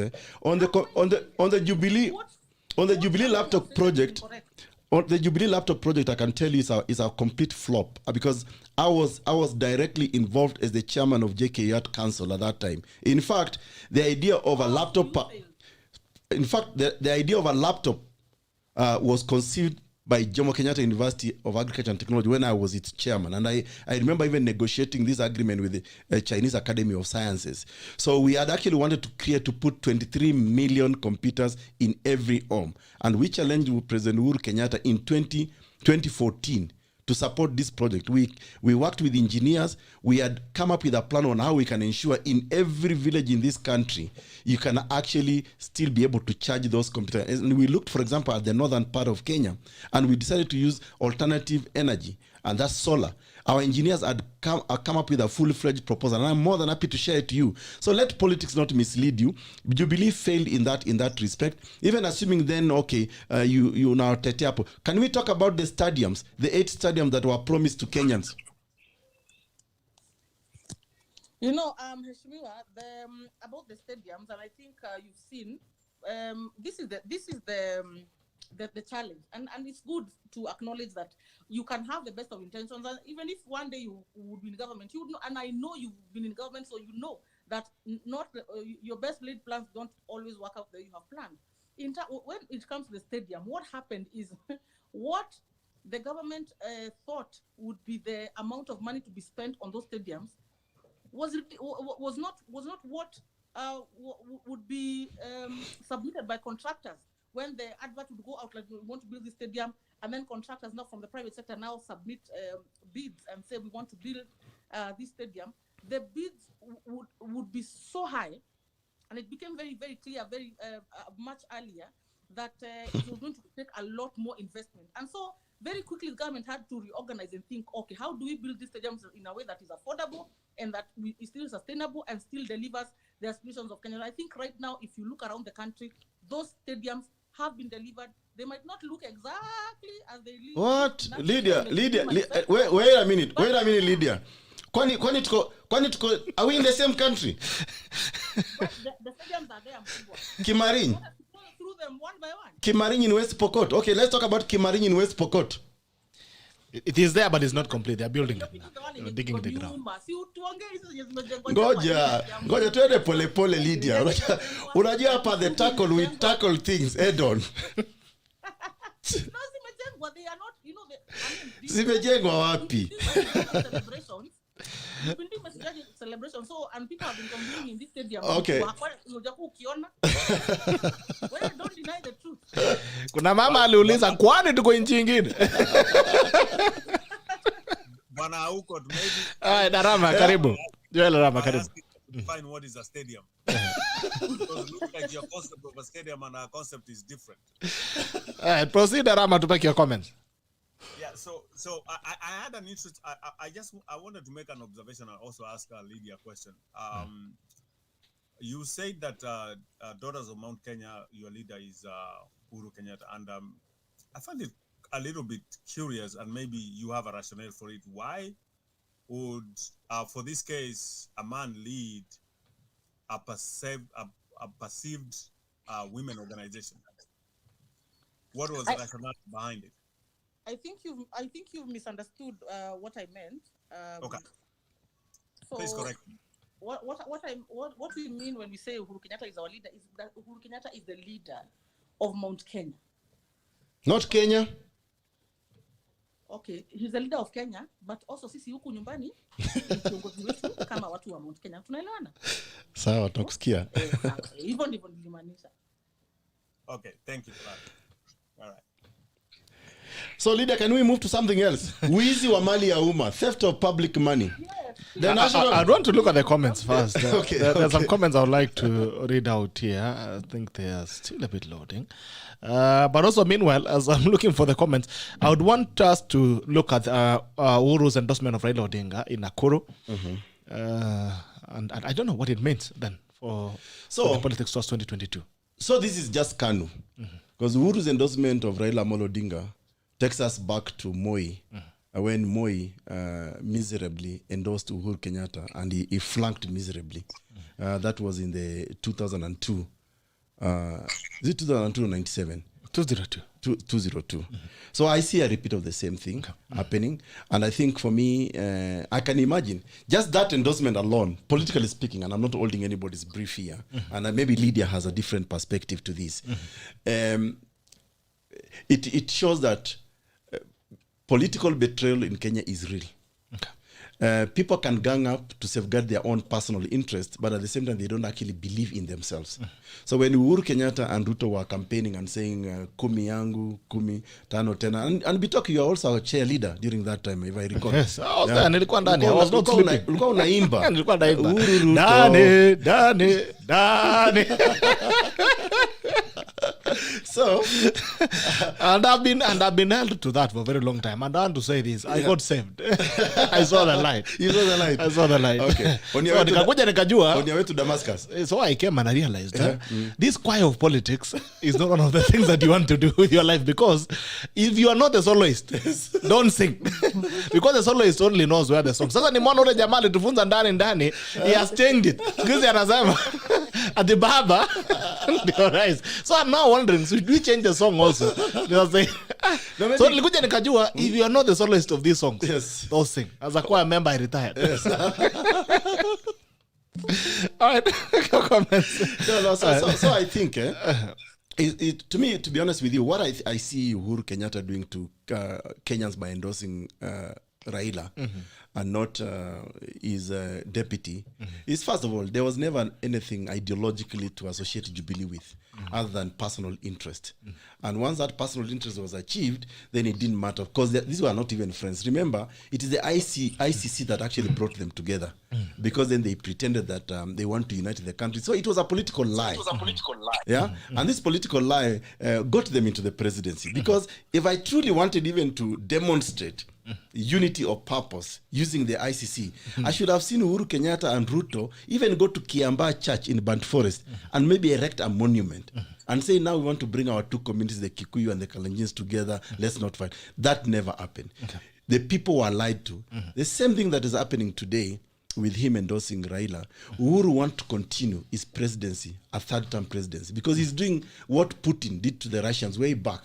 After he finished his 2 terms, he brought in his deputy. At least Putin was better, because he brought his deputy, Medvedev, as president. Okay. And then president, he's just served 1 term, but he was the guy ruling behind. He was the guy behind the scene. As soon as the guy was done with this term, he came back again. Up to now, he's still the president. So that's what Uhuru Kenyatta is doing for Kenyans. He knows that Raila is tired. Raila has no ideas. Raila has not even tried, much successfully. He broke the law. And it just confirms to you that Uhuru does not also believe in the rule of law. Uhuru should have punished Raila for swearing himself, attempting to form a government under what they call the People's President, when he swore himself against Article 3 of our Constitution that prohibits any attempt to form a government other than one that is recognized under the law. So this is just Kenyans being played. This is state capture by a few individuals. And that's why, for me, I go back to the debate earlier on we started. One of the fundamental, phenomenal changes could happen to Kenya as a blessing, even as a gift for Kenyans, is to just remove certain names, certain faces from the political space in Kenya. Once we do that, I think Kenya will be in the right trajectory. Yeah. All right. I'll get back to you, Lydia. Then I'll give it to Arama, and already they're still there.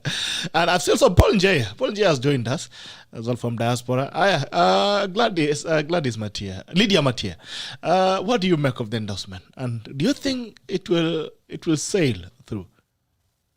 And why the change of earth with President Uhuru Kenyatta and Raila Odinga? Karibu sana. I say you're muted. Please unmute yourself, Lydia. Oh, sorry. I can you hear me now? Yes, I can. Yes, we can. I changed gadgets. I moved from my phone to my laptop. I think you might have noticed. Now you can see you clearly better. So the thing is this. The president is a man of peace. And I think if you look at his history, you will see that is fundamentally at his core. He's a man of peace. If you were to describe him, try to sort of analyze his personality, you wouldn't miss that description of he's a man of peace in your analysis. Okay. And I think... and why can't he make peace with his deputy? Sorry, so I'm getting there. Okay. So when it came down to advancing, the Kenyan agenda after the election, and you remember how Kenya was at that time, it was split smack through the middle. I mean, he had the majority, yes, but more than 40% of Kenyans were like, this guy, he's not our president. We don't care. We don't want any part of this administration. We will be rioting. You remember there were no elections in Nyanza the second time. You remember the police had to even really restrain themselves from pushing that election from happening, because they just rejected the whole thing. Or are we just going to move around along with that reality? No, because again, he's a man of peace. He extended his hand. Now, I think his discomfort started when the deputy president, with all due respect, and His Excellency the deputy president, did not, despite him being briefed about what the issue was, and this is what the president disclosed in Kasarani. I'm speaking about what he has disclosed, because there are other things that we hear, but he has not said them with his mouth. We just hear them huku kwa streets. But here alisema na mdomo akasema, it's like he used to update the deputy president about what he was doing, what the plan was, how they were going to work out this peace process. Even when they were coming up with the BBI, and he went and even asking for nominees to put in the BBI. But I think as the journey continued, the more wary the deputy president became of Raila's presence in the administration, the more skeptical the president became of the deputy president. Of why would you have a problem with my handshake with the deputy, with the Raila, whereas it took the same initiative on my part and your part for us to create the kind of cordial relationship that there is now between the Kalenjins and the Kikuyus. And I think that was perhaps the beginning of the trigger of what you'd call the sort of the between the deputy president and the president. There are other factors, I am certain, that perhaps exacerbated and then led to now get the president to be convicted that he would not want perhaps his legacy to be carried on by his deputy, and instead probably felt like the former prime minister would probably be more of a reliable statesman, and a kind of selfless leader, that was someone who can put aside their ambitions and their personal goals to put the country first. And perhaps that is what resonated with the president, that I think there's somebody here that is, sort of like looks like a reliable statesman that I can leave my legacy to. This is all analysis. None of us know truly what happened between the president and the deputy president. Would we have wished for them to continue working in a cordial way just as they had? Of course, it would have made life much easier for some of us who are in Jubilee and Jubilee supporters. It would have made life a lot easier because Jubilee was supposed to rule for 20 years. So certainly there is that sense of, things didn't work out very, very well. But for some of us who really trust His Excellency the President, his judgment, his leadership, it is not easy to become president when you're an ICC suspect. It is not easy to reach out to your enemies and make them your friends. It is not easy to survive a presidency, get your agenda approved in parliament, despite losing quite a huge chunk of your political base, getting the opponents to support it and make it theirs. So he is an experienced politician. He's an experienced leader. And some of us do trust his insight and his judgment. And to that extent, we are convinced that whatever reasons he has, for whatever decisions he has made, it is a well thought out, considered decision. We don't even need to be told the reason. Some of us are just convinced that he knows why, and we trust his reasons why. And so therefore, we are happy to follow his guidance on this matter. Okay. So if I give you a chance to give a rejoinder, Daktari, allow me to read out the comments there before they disappear. Gilly Boyd, good morning. GB, say hello to smart girl like Doctor. One day we'll figure out a way to get all these families from power and we start new. Jimmy Kakio Kasarani ni Luo Festival, Cultural Festival. What's happening? All right, okay. GK Korir Ambia, Daktari EKURU to get out and earn for votes. He has potential to be a great leader, but he lacks strategy to win. He ought to be aggressive and demonstrate it to the voters so that they can for that you are serious and mean business. Okay. Jimmy Kakio, I heard Baba has virgins too. Virgins, whatever virgins too. Jimmy Kakio, thank you very much, Dr. AUKOT. It's okay, it's a pure low festival. Paul W. Muya, Lydia, does it mean that no daughter support Ruta? Then what happened to EKURU position as your patron? Okay. Amunga later continue there from the UK. Good morning. Good morning to you, Ngeno Jerry. Advise Lydia to have an open mind. James Mwenda, the problem is that they are mobilizing them, then sell them to the highest bidder. Okay. Jimmy Kakio, these ladies are promising Baba what they even don't qualify to be. Sijui virgins of Baba instead of promising votes. Okay. Kadhure Samuel Gasheru, must you dance with the old politicians to succeed? Jimmy Kakio, Dr. AUKOT you will embarrass. Okay. Questions to be okay. James Mwenda, yet you remain to be a decoration in both quarters. Okay. Jimmy Kakio, political flower girls and psychophans. Rita Nemayano here. I'm loving the challenge and debate on ideal versus practical approach between Lydia, Matia, and EKURU. Participation and position is very important in change making. However, when daughters with their mobilization and networks stand with the ideal, they can have more impact than if they play along the Kenya as it is. Okay. Jimmy Gakio huyo ni wa UDA amevaa yellow. Si wa UDA amesema ni wa Jubilee. Sema yellow. Unajua Jubilee pia ilikuwa na yellow katikati. Still don't crucify Lydia. Alex Mayore, Lydia, they won't put money in our pockets. We have to take them out. Forget our water. They have betrayed the Kenyan youth. They have to go all those Kano orphans. Okay. Alex Mayore, personally, I've never met a youth who's benefited from Ajira Digital. Only of it. Leader to say this administration has not failed. A government that loses 2 billion daily has not failed. That is tried. You are an apologist for this failed state. Jimmy Kakio, let's go from right. Up Evans, Lydia. Okay. Alex Mayore, personally, I don't believe Jubilee intended to build those stadiums from the beginning. It was just campaign rhetoric. Mera. Lydia Metoko up here. You can defend the indefensible. James Mwanda, if Lydia played football, she would be a defender. Defending Daughters of the Mountain, defending UKURU, defending stadiums, defending this, defending that. All right.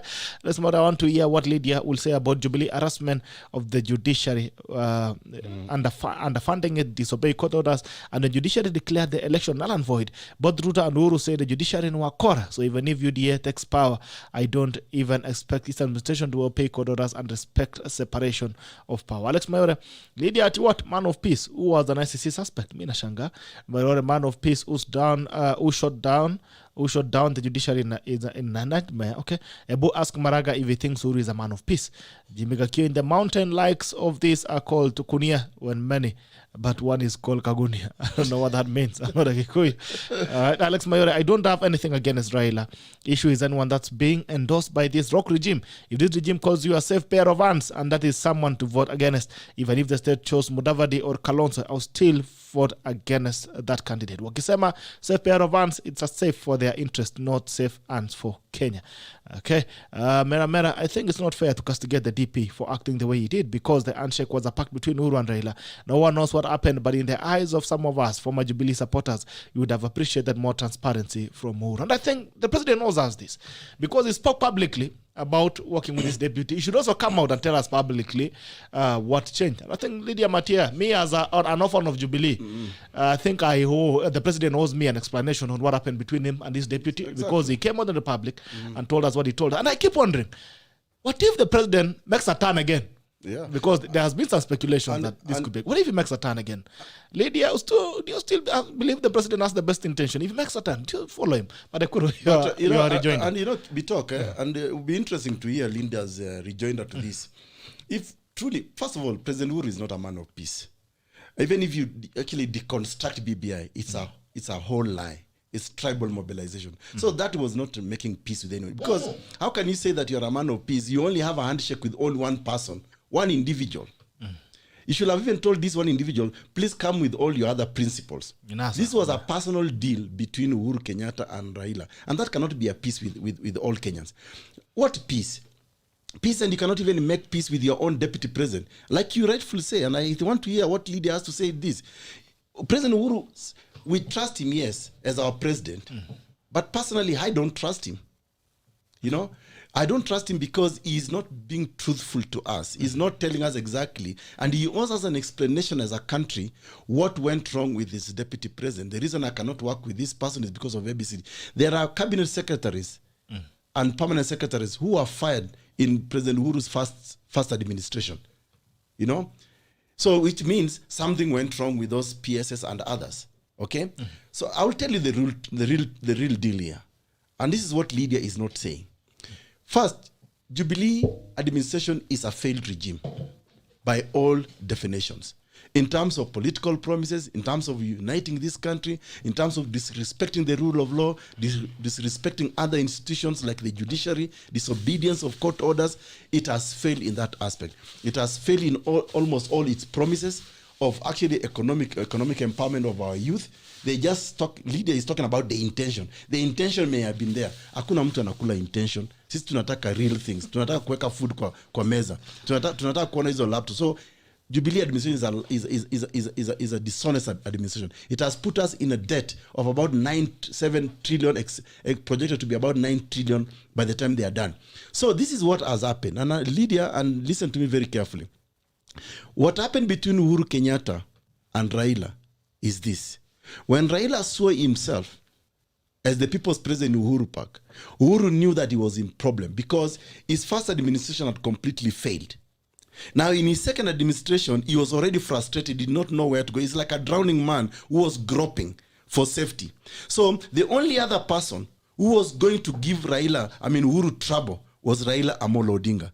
And so, if you like, the genius of Uhuru Kenyatta or Jubilee administration was to bring Raila on board so that they can silence him, because Raila could make too much noise, could poke holes in Jubilee's administration. So they brought Raila on board, and because Uhuru Kenyatta wants to protect his interest, that of his friends, that's why you can see Mount Kenya, the Mount Kenya leader, the Mount Kenya, is it foundation? Those tycoons. Mount Kenya Foundation. Mount Kenya Foundation, together with those tycoons, are actually today funding Raila because they want to protect their interests. They can only protect their interests with a very weak president. Think Ruto, on the other hand, they see him as an outsider. So to silence Raila so that Jubilee can go back into slumberland and continue to lie to Kenyans, you need to bring the only noisemaker out there who can mobilize tribes, who can mobilize violence to be in Jubilee. And that is exactly what has happened. Not that Jubilee is a peace. Uhuru Kenyatta is not a peacemaker. He could have as well made peace with his deputy president, because if he made peace with the Kalenjin in the light of the post-election violence of 2007, 2008, what was so difficult in making peace with someone like William Ruto, who they went to campaign with, even wearing the same shirts, same neckties, same uniform, nafikiri ni State House, Jubilee High School, I think. But anyway, be that as it may, on a light note, if he made peace during the post-election violence, what was so difficult in making peace with his deputy during this time? Yet we are not even told alifanya nini. Unaona? But you are making peace with somebody who saw himself as an alternative president to your own president. I mean, let's not be dishonest, Lydia. Lydia, let's talk about how we can take this country forward. I want the daughters of Kenya to actually think about the ideal Kenya. Okay, Lydia, I'll come back to you shortly. Let me give an opportunity to Paul Njaya. He's been on the way. I'll come back to you. Please keep your thoughts intact. Paul Njaya. Paul Njaya, good morning. Yeah, good morning, everybody. This is good morning for me. It's 1 a.m., 1:30. Can you hear me? Yes, we can hear very clearly, but you cannot see. We want to see you. Oh, you can't see me? Yes. You have your video on? Oh, you can see him, huh? All right. Okay, proceed. Yeah, so first off, let me say hi to you, GB. Asante sana ndugu yangu. Good to see you. Yes, And thank you as well for the support. You're always there on YouTube. You never miss. It's always a pleasure to have you. Thank you so much for the support. I'm always there. I follow you very much. And last night I joined Joel. Thank you so much. Mbui and other people. It's quite a good discussion. I appreciate it. So first, let me say hi to my party chairman. Thank you so much. Mr. Dr. Peter AUKOT. I really respect you. Thanks, Paul. And how you stood through the time, and especially for your constitutional, when you were in the constitutional panel of experts. Mm-hmm. You led it very well. We got one of the best constitution, if not the best, in the world. Asante. And the rest of the panel, Lydia and everybody else, I would also want to say hi, Abraham, and everyone on board. Now, I have a question or comment for Dr. AUKOT, with all due respect. Mm-hmm. I think Lydia has made quite a good point about realism versus idealism. Mm-hmm.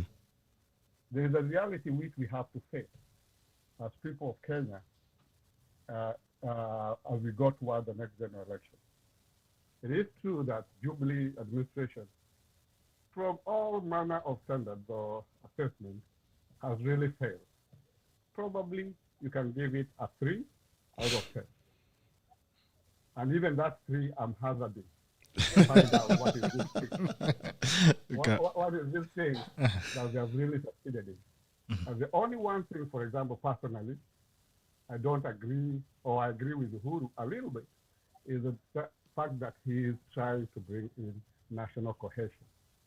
But as Dr. AUKOT puts it very well, this national cohesion is not based on a common suffering. It's a unity between two people, not even the parties, to the extent that the party that is actually are uniting, the people who are uniting their parties, we don't know whether there's a memorandum, we don't know nothing. So basically that unity is based on straws, is based on air, on paper. And therefore I would want to say that, just to zero in back onto EKURU's comment, that basically we have to negotiate. We are the THIRDWAY. Personally, I dreamt of THIRDWAY before even EKURU formed it. So the day I saw THIRDWAY, I just knew that was my party. Okay. And everybody keeps asking me, how did you join THIRDWAY? And why do you like THIRDWAY? I was always dreaming. We always hear of 2-horse races. But I knew in Kenya, from my experience in Canada, we have 3 parties and they have managed the country very well. And I was dreaming of a THIRDWAY party, a third party that could come to be a real force. Now, this is the point where Lydia comes in, because we cannot continue staying on the sidelines. In the next dispensation, Dr. AUKOT, we need to send people to parliament. We need you, AUKOT, to be in a certain representative position, so that when you're speaking, it's not only from an idealistic point of view, but you're in the mix of politics, and therefore you know exactly what's going on. Otherwise, I just made some comment there, GB, if you can remember, that Peter Kenneth was the ideal candidate for 2013, as far as I was concerned. But look, he stayed on the sidelines and only garnered 84,000 votes, no single MCA, no MP. So he was not able to impact anything in future governance. To the end that he has now been morphed back into Jubilee, and without saying, he's just there as a flower girl, as somebody was calling Lydia. So I think as THIRDWAY people, my chairman, my question was, how do we get THIRDWAY to get elected members, even as we are fighting for realism, but also for idealism, but also facing the reality that Raila is likely to become the next president. And the current, things are being arranged, and we are being told about this thing called the deep state, and it is real. So we have to face those facts. So that would be my initial comment, and then I yield back to Dr. AUKOT, and I really appreciate him as a leader. He stood fast. Last question to AUKOT. You say that you saved Kenya in 2017 in terms of you became you provided like an opposition or somebody to compete against Uhuru. Because when Uhuru was running against Muigai Kenyatta, so you provided some legitimacy. Is that a positive thing? I find it difficult to actually explain to my friends when I support you how that is a positive thing. I'll explain. It's very important. It would rather have been better for Jubilee to collapse on its own head, so that although probably there would have been chaos, which is what you think is protected, but we would have a new dispensation. Now you have given Jubilee life to come and confuse the country further. Anyway, let me not be too polemic, but those are the gist of my thinking about THIRDWAY. But otherwise, I really support THIRDWAY. I'm actually running, I think you're aware, in EKURU East. Yes. And I'm running on THIRDWAY. I'm being advised to run on, I don't know, GNC being formed or CCK or Moses Kuria, but me, my heart is in THIRDWAY Alliance. Thank you very much. Thanks, Njaya. Sana Njaya. Stay as well. Stay on the forum. Don't exit. All right. Joel Arama, you'll allow me to pull in Lydia before she loses her thoughts. Then I'll give you an opportunity for Lydia. I'll give you an opportunity to recap on the thoughts that you've picked I need to explain the issue about I'll get back to you as well so that you can. All right. Lydia, Matia, the floor is yours. So first of all, I'm a big fan of criticism, but I think sweeping statements such as saying the Jubilee administration has completely failed, I think that is not would not be accurate. Okay. Yeah, because connecting electricity to millions of Kenyans, building tens of thousands of roads, changing the curriculum to CBC, anything. There must be something surely that you can acknowledge as an achievement of this administration, even if you think so many things have gone wrong. So I don't think a statement such as Jubilee has been a complete and total failure, is accurate, even if you want to criticize the government. Okay. And I think Ms. Noor will agree with me. The other thing is to say that if Uhuru was not a man of peace, the deputy president would be in a worse situation than just being exempted or excluded from meetings and red carpets. Okay. Yeah, the president has restrained himself from acting on the deputy president's betrayal. He has restrained himself by making sure that he does not allow the party structures. He does not apply the party structures. Does not allow the party structures to take action, disciplinary action against the deputy president. I think you saw efforts that have been there to expel the deputy president from the party, remove him as a deputy party leader, remove, all those kinds of things. He has constantly vetoed them. He has constantly hit the brakes on those. And that, for me, is a demonstration of his credentials as a man of peace. This notwithstanding the fact that he had already extended his hand to him earlier, extended to Raila, and remember he had forgone the presidency. For those of us who are in TNA, we remember this very difficult moment when the president let go of his candidature as a TNA presidential candidate, because some people filled his mind with thoughts and convictions that if you continue to run for the presidency, you're going to cause chaos worse than 207. EKURU is going to be very problematic, and because of that, he actually let go of his candidature. And it was, some of us had to work very, very hard. And one day I'll tell you the story to get him back on that ticket. Yeah. So when I say he's a man of peace, I'm not saying it lightly. I know I have a bit of some insight into his leadership credentials, and I can tell you, Uhuru Kenyatta is a man of peace. Okay. The other thing that I would like us to maybe appreciate also is the fact that a president is also a human being. Okay. A president is also a human being. It could be that there's no, some huge, gigantic policy issue that created the division between the president and the deputy president. Yeah. Do you still talk to all the people that you were talking to 2 years ago? Are you still friends with all the people you were friends with 10 years ago? Things change. Yeah, things change. You don't know what happened between these two people. And I think for us, and for those who are asking that the president owes them an explanation, I'm not one of those people who the president owes an explanation. For me, I just need to trust in the leader that I know, and to know that he knows there's a reason for him to have taken the approach he has taken, and I trust in that. And for me, that should be enough. So I don't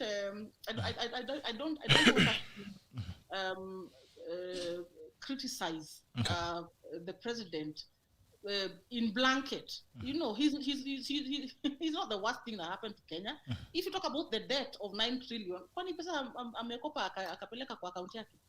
So you can see the infrastructure that is happening.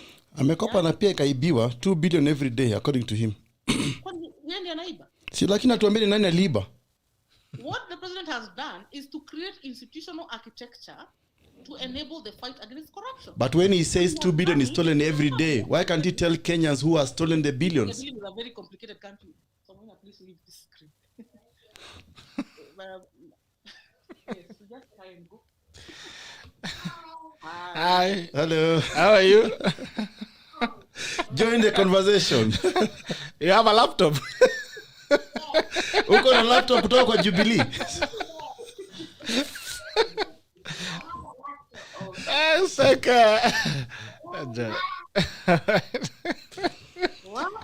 Nilikuwa nasema nini? Nilikuwa nauliza mtoi kama ako na laptop kutoka kwa Jubilee. Kuna laptop kutoka kwa Jubilee kwa sababu mama yake analipwa mshahara na serikali kwa Ministry of Public Service na amenunulia hela. Na wale ambao mama yao wafanye kazi kwa serikali Ministry of Public Service. Watatoa wapi laptop? Unajua let me tell you something. Sisi ni watu ambao tunafanya kazi with conviction. Like me, I work with conviction. I know you work hard, and I appreciate that. You really work hard. It's not easy for us to accept to be told that this guy has failed. There's nothing he has done. It's not true, because we've also been inside. We've been working. So if you say the president has failed, then you're saying all his ministers you're saying none of his ministers have delivered, even the ones that were appointed by the deputy president. You're saying no teacher is working. You're saying all the doctors have failed. You're saying the entire public service has failed. You're saying all the MPs have not. No, Lydia, you should be happy. We are not saying Lydia has failed. We are saying that the person who is the face of government has failed. So it's not you, Lydia. He does not work directly, on all the agendas by himself. All right, guys, we're almost 25 minutes past time. All right. Let me finish this thought. He worked through ministries, parastatals.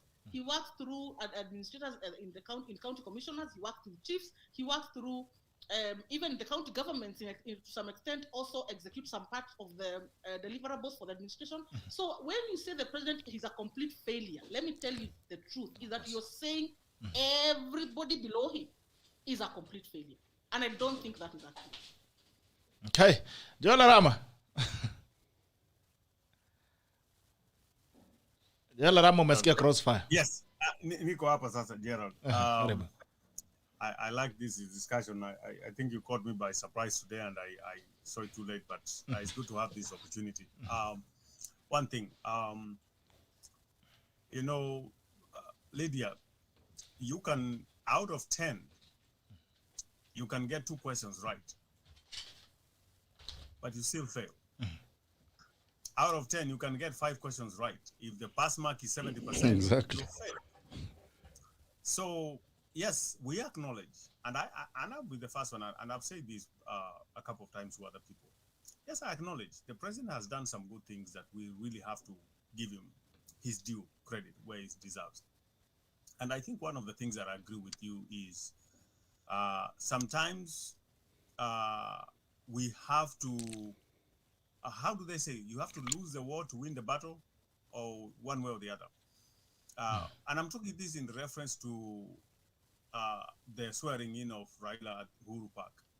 Because I'm imagining if the police and their reputation, the way we know them, if they had actually acted on to repulse back the people who had come to EKURU Park, we'll be talking of a catastrophic event to the level of being a massacre. So to that one, I give him kudos. Yes, there were some laws broken, but then we saved lives. So that one, I yield to that. But at the end of the day, Lydia, I think we need to get to a point, and I say that we need to get to a point whereby when you come and tell me, hey, I am going to build you 10 stadiums, I'm going to build you several dams, I'm going to do this, I'm going to do that, and you don't deliver on those, then rightfully, we can say whether you succeeded or you didn't. Because it's an overall perspective, it's not just individual. Yes, when we go to specific issues, we can say, yes, the president delivered on this, or the government, the Jubilee government delivered on these aspects. But then on the other hand, we say, hey, overall, you had some mishaps, and overall grade, you don't get a passing grade. That, I think, to me, that's the honest opinion, is not being personal or anything. Because at the end of the day, if you talk of security, there are a couple of times you have had incidents in the country, and I'm looking at it, I'm like, oh my goodness. Many times, not a couple of times, Arama, many times, including even last week, border guys being killed. Nani? Yeah. Okay, now let's one of the things that I wanted to ask you, Lydia, you talk about the rural electrification. And to me, yes, I look at something that, do you benefit the people, or is just a question of numbers? Because when I saw one time, I think the deputy president was either Mombasa, and this guy had been connected to light. Like the house itself was full of holes. And I'm like, well, when it rains, this guy is going to be electrocuted in the house. So are we just connecting electricity for the sake of it? Or are we doing it with safety in mind? Making sure that it actually benefits people is just not a PR campaign. So yes, the idea is great. Yes, we need to make it affordable and cheap for people. and reliable on top of that. Because you can connect the electricity for me, but if I'm getting it 2 hours per week, what's the point? I don't need it then. So let's address issues in a way that what we say constructive criticism. When the president has something right, I need to acknowledge that, or we need to acknowledge that. But when the president has done, or the government has done something wrong, then we need to critique and challenge that and say, hey, wait a minute, you said you're going to do this, but you didn't do it. What happened? And let's have that honest conversation, because if I lump, even when you say about the parliament, I will tell you honestly, this has been one of the most disappointing parliament that I've seen so far in my life. They have done zero accountability. They have not done the actual mandate of what they've done. The only thing they have managed to do successfully is increase their pay and benefits. Exactly. That's all they have done. I remember even the fired then rehired Senator Maura. He had a friend of his, a counterpart from another country came, and the guy's like, man, you guys live like kings. You have a research assistant, you have drivers, you have all this. You are well covered in everything, but there's no output. We don't see any results. So that is where my challenge is, I'm asking all Kenyans, even the current members of parliament, MCAs, governors, anybody who is running for re-election, ask them one thing. Give me 5 things you have done, accomplished. Not attempts. Yes. Accomplishments that you have done. If you have not done 5, forget it. Don't even run. Just go home. Okay. And I think one of the solutions is, let's kick all these guys out and put in fresh people. Maybe then people will run a lesson and are like, hey, if I don't deliver, then I'm not getting a chance. Okay. All right. Hi, Asante Tano. We do our very last round. If Paul has a comment, if you have any comment, please make it very briefly. Then I'll go back to the last rejoinder from Dr. EKURU, and then we'll get something from Lydia. Then we take our tackles of the day as we go. Paul, do you have any comments? Make them very Yes, thank very you, quickly. GB. I'm having some technology problem. I have some Xiaomi phone, Chinese Android. Very confusing. So it's actually confusing even the whole panel. My comment is, I'll defer back to Dr. AUKOT because I wanted to hear his response. The only thing I would say is to Lydia, when we say, as Arama has explained it very well, when we are giving that Jubilee has failed, is an overall ranking. And as he said, the real issue is that Jubilee had manifesto. There are things they pretend they're going to do. Like everybody is mentioning, first they started with laptops. We didn't see nothing out of it. They talked about stadium, and to make, so that I can mention William Ruto here. Ruto was a proponent for the stadium. And he confirmed to us that he's going to build 9 stadiums. In 6 months, in 3 months. In 6 months, in 3 months, whatever. Even in 5 years, nothing was delivered. Okay, go to the education, you are saying CBC. Listen to the debate with CBC. There's no preparedness. Teachers are not trained. There's nothing being achieved. Actually, the governor of Bomet the other day is an expert on curriculum development. And he said the CBC is crap. His own one. And he's an expert in curriculum development. Go to pick a sector. Now, the only point you can say that Uhuru has succeeded, and Arama has said it again, look like infrastructure. Yes, I was in Kenya 2019, and I drove from Kitale. I just spoke yesterday with Arama and others, and surely the roads are better than I had left them in 2016, than I had left them in 2012, than I had even left them in 2005 when I was going to the US. So on that element, I can say infrastructure, we can give him like a tip. But at what cost? We have spent $70 trillion on loans on various issues. The SDR, a cropper, they were already warned that this thing can never be successful, can never pay for itself. Now we risk even losing Mombasa. Yep. And many other failures.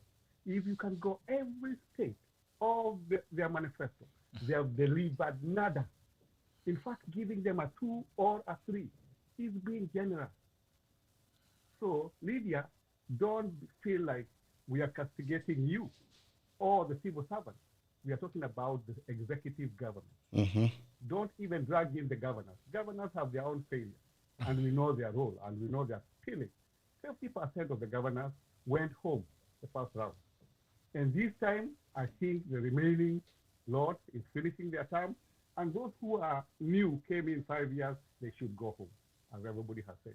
In other words, Jubilee administration has been the worst performing in terms of governance. Number two, Parliament, the 11th and 12th Parliament, the worst ever in Kenya history. No legislation that is helping the people. Just come together as Jubilee and ODM and pass some tax that they are reducing from 16 to 15, to 16 to 8%. That's the only thing I remember. And yes, the price of oil is very high now.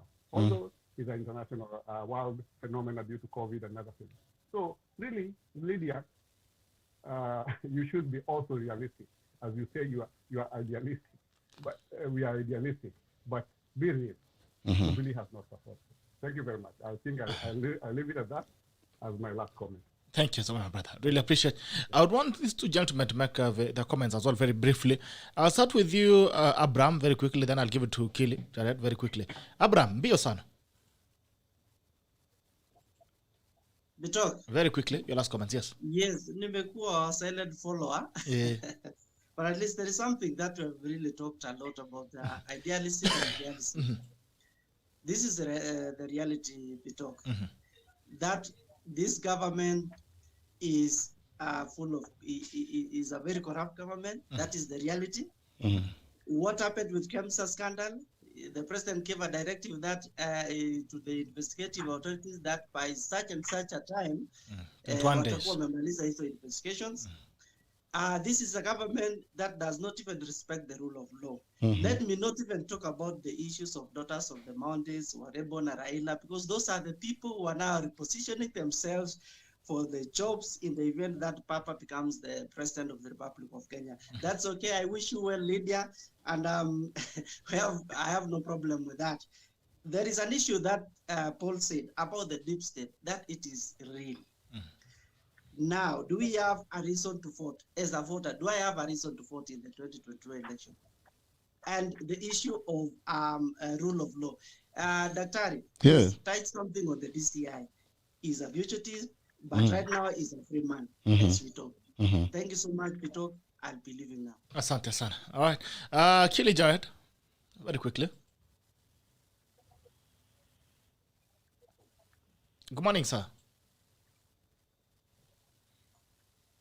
Kili, Jared, good morning. If you can hear me, make your comments very quickly. Okay, thank you. I came in late.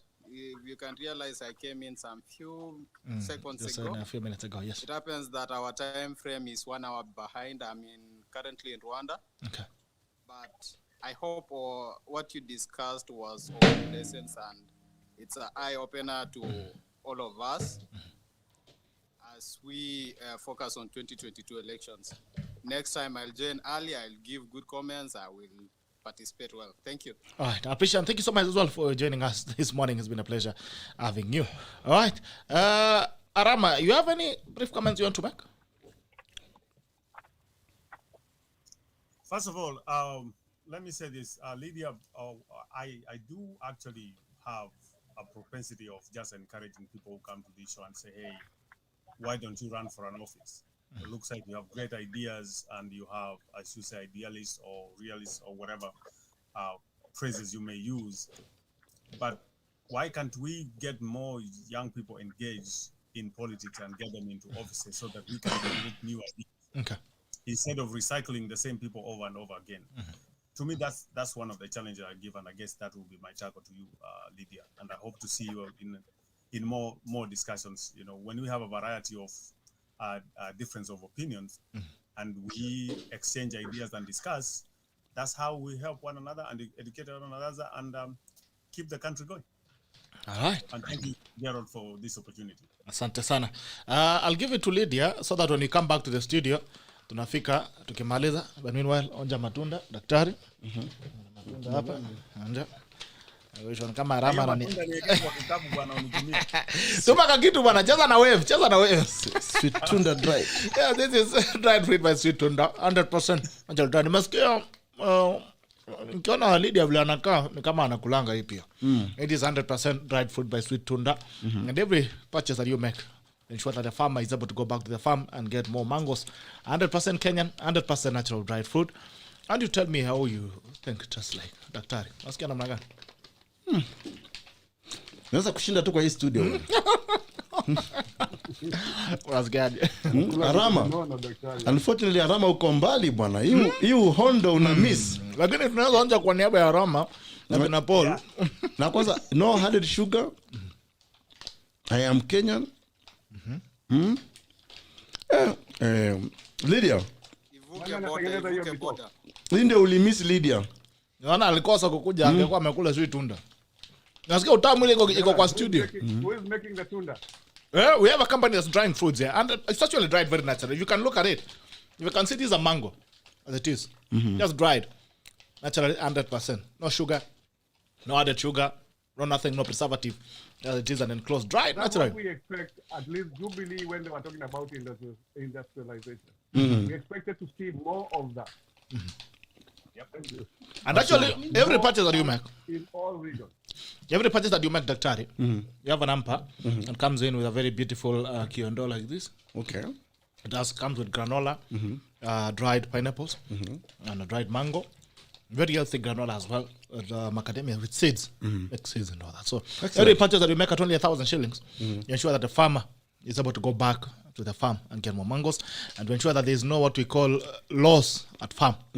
Unajua, this is, you cannot carry a mango for 3 days. That's true. But you can carry this for all month. Can you imagine? You know, so it ensures that the farmer is able to earn money from it. So you can make your purchase sweet tunda 100% natural. You can make your purchase of sweet tunda amper. We're giving you a chance to have it at only 1,000 shillings. You get granola, dried mangoes and dried pineapples. Alafu basi mambo yako yanaweza kwa afya zaidi. Unaweka kwa koti polepole. Lakini unaweza tembea na magoti town, unaweza tembea na maembe town. Lakini unaweza tembea na hii. Ukitafuna mdogo. Snack. Haya, Lydia. Now, before Utanunulia watoto amper ya sweet tunda. You know, I was saying I'm addicted to that sweet tunda. I really love it. I buy it at Carrefour. Ala? Yeah. It's very nice. Mbesi I mgeni. want to tell you that I'm very sorry about missing studio today, but you can see I'm mixing my daughter's medicine. He is augmenting. Pole. Morning. That's why I couldn't make it. I got into a situation where she's not very well. Now She'll get better. let me give you my final tack. Please. And I'll pivot from what Mr. Rama has said. That, you know, he's challenging myself and those of our generation, you know, to step into the space of leadership. And that is why some of us are doing what we are doing. We just want to flood the space with those of our generation who can lead. And for us specifically, younger women, put as many of them in leadership as possible.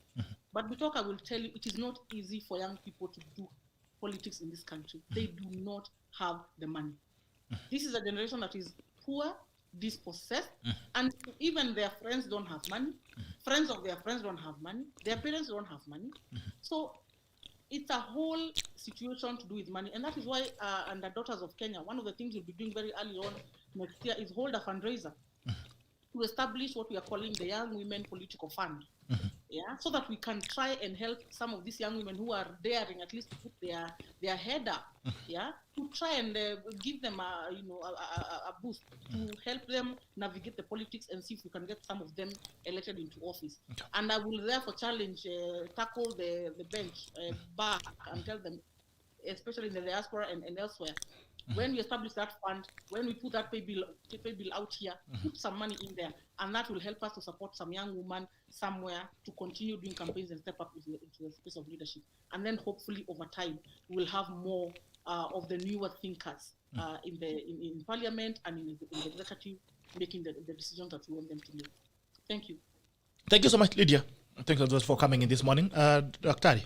So, my real quick. Unataka kununulia matunda? Matunda hiyo I'm ordering 3 baskets first of all. Weka M-Pesa. Hongo. Weka M-Pesa. Oh, So, you amend my Christmas. Where can I better? alafu real quick, I remember there's a gentleman who won the election. Na alafu the president bought him a car, so he didn't have any money. No, So Ameru. he's still, yeah, it's still doable. We don't need money to go for Alikuwa politics. anatembea na baskeli. Yeah, exactly. Kwenya. There are places there are places you can do it without money. There are places you have to have some money. Hata pesa ya nomination lazima ukue nayo. EKURU anapeana hapa nomination free. Ai, sasa THIRDWAY Alliance ukienda nayo huko Nyanza watakuchagua kweli? Yes. Kwa nini uende Nyanza? Si wasichana wanasimama Nyanza. Wasichana wa Nyanza. Wataenda kusema ati THIRDWAY Alliance and they can easily Anapenda huko sana. Anaitwa Mukuru Mukue. Na AUKOT. wapate ticket ya ODM alafu they'll have a higher chance of getting into. No, Lydia, let me tell you. Lydia, let me tell you one thing that you people need to do. I mean, the daughters of Kenya. I want you to end up in the ballot. I don't want you to be swallowed by these huge political parties that will already have got their own selected candidates. I want you to be in the ballot to go and tell your story to the end. That's why I'm offering you, daughters of Kenya, free Daughters of Nyanza tickets to run. Because in Nyanza, watu wamepangwa. Appreciated. That is an offer that you will take up for the ones. Lakini usiongoje ukarangwe kwa Azimio la Umoja hati ukuje kwangu the last minute. Kuja saa hizi. While stocks last. Nitawaambia, I'll tell them they have an So my last tackle is that one, I just want to tell Lydia, like Karama said, we are not particularly criticizing her as a civil servant, as people working in government. But when you look at it cumulatively, you know, the reason we say Jubilee is a failed administration is because, honestly, of what even Paul has said. And I don't even want to repeat. Even if we go sequentially, what they promised, what they put, their intention, whatever, in my view, none has been achieved, except perhaps what you can now physically see as the road network in this country, including the Nairobi Express Highway. Okay? But like Paul also said, but at what cost? This is 7 trillion that Lydia, you, myself, and Arama and Jaya may not be able to pay, or Abraham. Okay. You know, but it will be the burden on our children and their children. So we need to spend money wisely. We can borrow, but spend it wisely to be able to bring a transformation in the country. That is the reason why I still say Jubilee has failed, even if you do all these, mega projects. But there has to be a common benefit that accrues to the people. Today, I mean, the president himself has said that we are losing 2 billion every day to corruption. He's the commander-in-chief, for heaven's sake. He has all the intelligence. He has police, even as the army. Kwani, who are these people who are stealing money from us daily, and the president cannot command the army to go after these people? He can even command the air pilots. I mean, he has all these people. So to that extent, honestly, President Uhuru Kenyatta's administration has failed. Maybe the individual civil servant like Lydia and the rest are putting in their effort, but they are also being failed because the administration is not actually supporting an outcome that will make Kenyans be comfortable. So to that extent, I will say yes. And like Arama said, unaweza kwenda kufanya mtihani, lakini ukipata 2 out of 10, will you say you have succeeded? See, it's a fail. So yes, we can acknowledge Jubilee had intention to do certain things, but generally it has failed. But lastly, let me answer Njeya's question. Yes, that's what I was going to. Because this question has been asked to me many times. And many times I really never wanted to talk about it because people will have seen, EKURU AUKOT is bragging because, 2017 we went to an election. And in that election, NASA was claiming that they are 10 million strong votes. Jubilee on the other side were claiming also they had XY number of votes. Anyway, long story short, we went and cast our ballots. I went to Kapedo Primary Girls where I cast my ballot. But that ballot, the way it was moving, from 34A to from 34B up to from 34C at the National Tallying Center, the results kept on changing. Each presidential candidate at Bomas of Kenya had a secretariat, a desk. I had my principal, presidential, officer stationed there. He had access to the computer. He's supposed to receive the results real time. Okay. As soon as you vote in a polling station and those results are uploaded through Form 34A, you're supposed to get them at Bomas of Kenya here real time. IEBC or whoever it is was controlling the transmission of the results, delayed results for 3 days. You could not get results real time for 3 days. So when we started downloading these results, there were a lot of discrepancies, there were a lot of irregularities. When the final results were announced that President Uhuru Kenyatta had won, I remember giving a concession speech in which I said, fine. Because then I polled number 5. And I admitted that, yes, there seems to be no miracle that will happen to make me the president of Kenya. But I don't agree with the way the results were transmitted. And I promised Kenyans that we are going to come back to them with a response. I then told my team, some of them are auditors, accountant, and I told them, guys, this is now where we apply our skills, what we learned in school. I want you to audit, forensically audit the transmission of results. Start with my vote. I voted for myself in Kapedo primary girls. Can you please follow that vote using the prescribed forms? Do you know, you won't believe the number of irregularities and illegalities that we found. I approached Raila, and I told Raila, you need to change your approach. You cannot go to the Supreme Court and claim you can actually prove 10 million votes, because you cannot. The truth for the matter is, Uhuru beat down Raila, hands down on ethnic numbers alone. Kiambu alone was about 2-point-something million. Hata ukiongeza Luo, Nyanza, Migori, I don't know wapi, Siaya, Kisumu, they could not match even 1 million plus 2 million of Kiambu. Na hapo jiongeza Muranga, Kirinyaga. And this is what I told Raila. This thing of 10 million strong, you won't succeed. These guys have the system, but they also have the tribal votes. They have tribal votes. Now ujiongeze William Ruto, because then they are working as a team. Yes. So on tribal numbers alone, Uhuru beat Raila, hands down. Whether they stole some of the votes or not, of course, that's another different story. My concern is, how are those votes transmitted from the polling station? That's when we found a lot of irregularities. And so what we did as a party, again, Lydia, this is not an ideal situation. This is a practical situation. We actually came up with an audit report. And you can go and look at the Supreme Court judgment. We are the only political parties that audited the transmission of results. We came with an audit report, and we rushed to court to support Raila's petition against President Uhuru Kenyatta using the Constitution. And I want you to mark my words, using the Constitution. We successfully overturned that, nullified that election. And if you remember the words of Justice David Maraga Emeritus, he said, because of irregularities, and illegalities committed in the transmission of results is nullifying. He was quoting directly from the audit report that was filed at the Supreme Court by THIRDWAY Alliance Kenya under my leadership. And he issued a court order and said, while I am nullifying this election, I'm ordering for a repeat election pursuant to Article 140, sub-Article 3 of the Constitution of Kenya 2010. And that Article 140 talks about a fresh election. Now, this is where we saved the country, Kenya. Raila and Uhuru had captured IEBC. They conspired. And I remember Ezra Chiloba calling me and asking me, EKURU, are you going to run in the next election? So I tell Chiloba, but the court is very clear. A fresh election, the election was nullified ab initio, as if it never happened. So all the 8 presidential candidates ought to be or must be in the ballot for the repeat election of 26 October. So when Raila and Uhuru went and captured IEBC, the IEBC gazetted only the 2 of them. I came to defend the Constitution of Kenya and said, no, the rule of law says that if an election was nullified ab initio, then it must be held under Article 140 sub Article 3 that talks about a fresh election, meaning all 8 candidates must be in the ballot.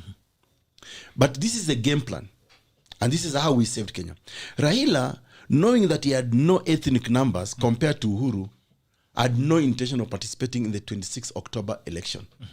Uhuru, on the other hand, were praying that let's go to the election, just the 2 of us, Sisi na huyu mtu, and we'll make sure that we defeat him once and for all, and we shame and embarrass him.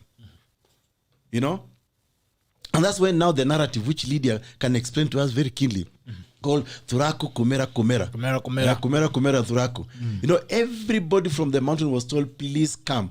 Even if you are dying, they tell you, please vote first, go die later. Yeah? Or die at the ballot. No. wakaambiwa udhamaki ni wito, dhamaki ni shao. Leadership is ours, samaki ni yao. But 2018 March, samaki na udhamaki wakakutana. Thuraku. Hebu niwaambie nani mheshimiwa kabla amalize. Just a quick note. Na tunaenda nyumbani ni saa 5 bwana. Amesha acknowledge that Uhuru had won and he's still taking credit for costing this country an extra 6 billion shillings. Just so that he knows what he's confessing to. Okay. No, but there's he had the numbers, but because of technicalities, wakakimbia Supreme Court. Now they cost this country an extra amount of money. No. Escalated ethnic division that then propelled the other side to have tear gas mandate. Tuende nyumbani wangwana. Lydia, maliza daktari. Lydia, you have not followed the argument, but I'll not go back, but we'll meet and I'll explain this to you. But anyway, last point. I'll buy tea for two of you. We were summoned. We were ordered to go and repeat the election. So, Raila and his team wanted to take Kenya back to 2007, 2008 post-election violence because they did not want to participate in the repeat election. It was again EKURU, AUKOT, and THIRDWAY Alliance Kenya who went to court before Justice John Mativo and said the constitution is being violated by this electoral commission. And he ordered an election be held afresh. That election, the fact that we all participated, and I participated again because I believe in the rule of law, is what saved this country from another cycle of violence, which ODM and Raila wanted, so that they can go for Nusumkate. And Lydia and his people in Jubilee today should be thanking me. I did not work to legitimize you. I followed the Constitution of the Republic of Kenya. If that gave you legitimacy, then so be it. But for me, I was following the Constitution. And one day, you will thank me, Lydia. One day you'll thank Daktari. Thank you guys for coming in. It's been a pleasure having you. Daktari enda nyumbani na matunda ya watoto. Lazima. Again, 100% natural dried fruit by sweet tunda. Hata mimi nataka mbili. Unataka paketi. Unataka ampa mbili. Kabisa. Thank you. Asante sana. Where is the order because? I can send you. Please, you have my number? No, just that's my number. I'm just inboxing my number either way on the conversation. Okay. I don't know if you'll see it. That is for you. You've seen it. I want to send it somewhere in Kenya, actually. No problem. You just you'll just order with the details, and will give me the details. All right. Asante. Hiyo ni manamba. Asante sana. Arama yako pia amesema Arama naitisha yake. Sijui unataka nikula ama kuna mtu atakula. Tutaona hiyo maneno leo. Thank you so much. And by the Arama, we can pick the other issue. I hope my office came through for you, but I'm meeting them later today. Yeah, they technically did, but the guys had the registrar reconsidered and told them to come back and they resolved it. Okay, excellent. But nilimunulia lunch. Hakuna shida. Thank you so much. Nunulia lunch wote. Kili, Jared, thank you so much for coming in from Rwanda. I hope to see you again next week, and we can continue the discussion together. Next week I'll turn up early. Asante sana. Thank you so much, my brother. Been having you, Daktari, as well. And every tackler was be joining us on YouTube. And on Facebook, you can see Kena Dose, Kena Grace Kamau, good to see you. Obed Kim, can see you as well. Vision from the UK. Vision Kena from the UK. You came in that. Karibu sana. And Jaya, asante sana for joining us again. This is Edwin Juma. It's always a pleasure to have you guys. Until Monday, enjoy your weekend. But Monday is holiday. So, we'll see you again on Tuesday. Yeah, Tuesday. Inaitwa Madaraka. Madaraka. Madaraka holiday. Haya, wale wa Azimio, tutuambia report. We'll be back to analyze. Yeah. Kongoi. Thank you. Tuonane. Bye. This is a tackle the 10th of the 10th of December, and it ends now. Bye guys. Take care.